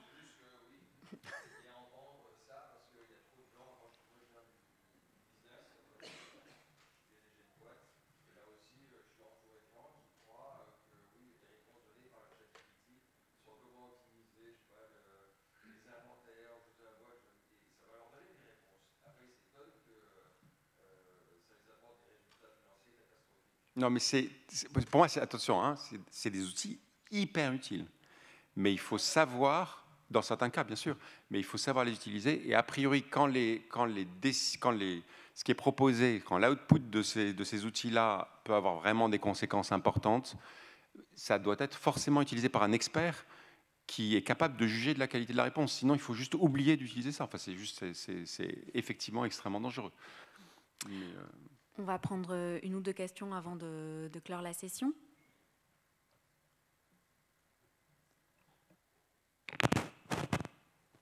Pardon. Oui, merci beaucoup pour ces interventions. C'était extrêmement enrichissant. Voilà. J'hésitais à poser une question, non pas parce que j'en ai pas, mais parce que j'en ai trop et que je ne savais pas comment la structurer pour pas que ce soit vertigineux. Je voulais juste, je vais essayer de la formuler. Excusez-moi si elle est pas claire. Je vais réfléchir au moment en la disant. Je me posais évidemment la question de l'égalité d'accès et de l'équité d'accès au traitement des gens, notamment par rapport au lien, de savoir à quel moment va intervenir l'IA dans le processus de dépistage, de prévention, et par rapport à et donc ça renvoie à la question aussi des biais, de la spécificité, de la sensibilité des tests, mais savoir, parce que vous avez pris des exemples qui me semblent, peut-être c'est ma méconnaissance de clinique qui parle, mais qui me semble concerner des gens qui ont déjà des facteurs de risque, où on est déjà dans de la prévention secondaire ou dans des maladies chroniques, etc. Est-ce qu'il y a des choses qui vont arriver, ou qui arrivent aussi sur la prévention vraiment primaire, sur le cancer du sein ou sur d'autres cancers? Ça, c'est un point que j'ai pas très bien compris. Dans quelle mesure ça allait être vraiment... vous imaginez que c'est plus ou moins généralisable et dans de la pratique clinique de terrain, ou est-ce que ça reste de la pratique clinique très experte et très localisée, soit à des centres de référence, soit à des pathologies ou à des cohortes de personnes particulières? Tout ça, c'est pas l'enjeu de tout de suite, hein, mais au-delà de la technophilie ou du technosolutionnisme, la question de santé publique et la question d'accès après à de la prévention va être cruciale. C'est une réflexion un peu large, mais voilà, c'était ma question. Moi, je peux me donner mon avis, puis ensuite mes collègues compléteront. Je pense que ce dont vous parlez, c'est donc une détection ultra précoce, en fait. Donc, pour moi, elle va plutôt passer par les objets connectés, donc les montres connectées, les téléphones qui permettent de répondre à des questionnaires facilement. Et effectivement, l'exploitation de ces données devrait permettre d'envoyer des signaux d'alerte à un central qui permettra ensuite de contacter la personne en disant « Ah, on a détecté tel et tel événement, par exemple, des visites répétées à la pharmacie. » Ça, c'est déjà utilisé en cancérologie. Quand on voit qu'un patient qui est suivi commence à aller de plus en plus fréquemment à la pharmacie, on se dit « Il y a un truc. Et là, il est rappelé à l'hôpital pour refaire le point avec son oncologue et essayer de voir voilà, qu'est-ce qui se passe. Donc là, c'est des patients déjà diagnostiqués et traités, mais de la même façon, les objets connectés permettront sans doute de délivrer des signaux qui, en étant analysés, émettront des alertes, permettront de contacter la personne et de l'inciter à aller chez son généraliste ou pour élucider des signaux suspects. Donc oui, ça va arriver. Alors moi, c'est quand même pas, je travaille pas sur ces objets connectés et ces capteurs, mais pour moi, c'est du futur pas si lointain que ça. Si je peux, enfin, je suis d'accord. Si je peux juste compléter un tout petit peu, c'est beaucoup plus difficile. Non, mais par contre, il y a effectivement pas mal de gens qui bossent dessus. Il n'y a pas de raison qu'on n'arrive pas à faire des choses. Et effectivement, ça va passer certainement beaucoup par des objets connectés. Et là, on retombe sur la difficulté. C'est qu'en fait, il y a un problème de données. C'est-à-dire que vous imaginez bien que les données collectées sur les objets connectés sont de piètre qualité et c'est extrêmement compliqué de savoir si elles ne sont pas biaisées, ces données-là. Et donc, ça fait des outils qui sont quand même peu fiables et donc ça, c'est très, très complexe. Et parfois des données propriétaires aussi, des producteurs d'objets connectés. Donc ce sera alors, attention, oui. Alors, oui, attention à propriétaire. Non, mais ça, il faut le dire quand même. Vos données de santé personnelle, c'est en Europe, c'est la loi, c'est le RGPD. Alors, elles ne vous appartiennent pas, mais elles n'appartiennent à personne. Elles sont un attribut de votre personne. Donc, vous pouvez monnayer leur accès, mais en aucun cas, vous pouvez les vendre, contrairement aux États-Unis, vous pouvez les vendre. Donc, il faut toujours faire attention quand les producteurs de données ou quand un industriel dit ce sont nos données parce que c'est nos machines qui les ont produites. C'est des données de personnes, d'un point de vue légal, d'un point de vue de propriété, et c'est un attribut de votre personne. Et d'ailleurs, on n'en a pas parlé, mais juste un mot, il y a une régulation qui vient d'être votée qui est extrêmement forte. On a beaucoup parlé de l'AI Act, mais en fait, ça, il aurait fallu en parler aussi, parce que ça concerne tout le monde. Il y a une régulation qui a été votée à la Commission européenne en mars dernier, qui impose, alors on va voir comment ça va être appliqué dans la loi, dans chacun des pays, mais qui impose un partage de toutes les données de santé, de tous les acteurs, pour la recherche d'intérêt public, non conditionnel. Toutes les données qui seront produites par tous les industriels, toutes les données produites par tous les hôpitaux, il y aura un accès avec une gouvernance nationale et surtout l'ensemble de la communauté européenne. C'est une véritable révolution. Maintenant, comme toute révolution, ça peut complètement partir en cacahuète. Mais bon. Une bonne nouvelle pour la recherche en santé, en tout cas. Je crois qu'on a appris énormément de choses au cours de cette matinée. Merci à tous de votre présence, pour vos questions. Merci à tous nos intervenants et intervenantes. Voilà. Bonne journée.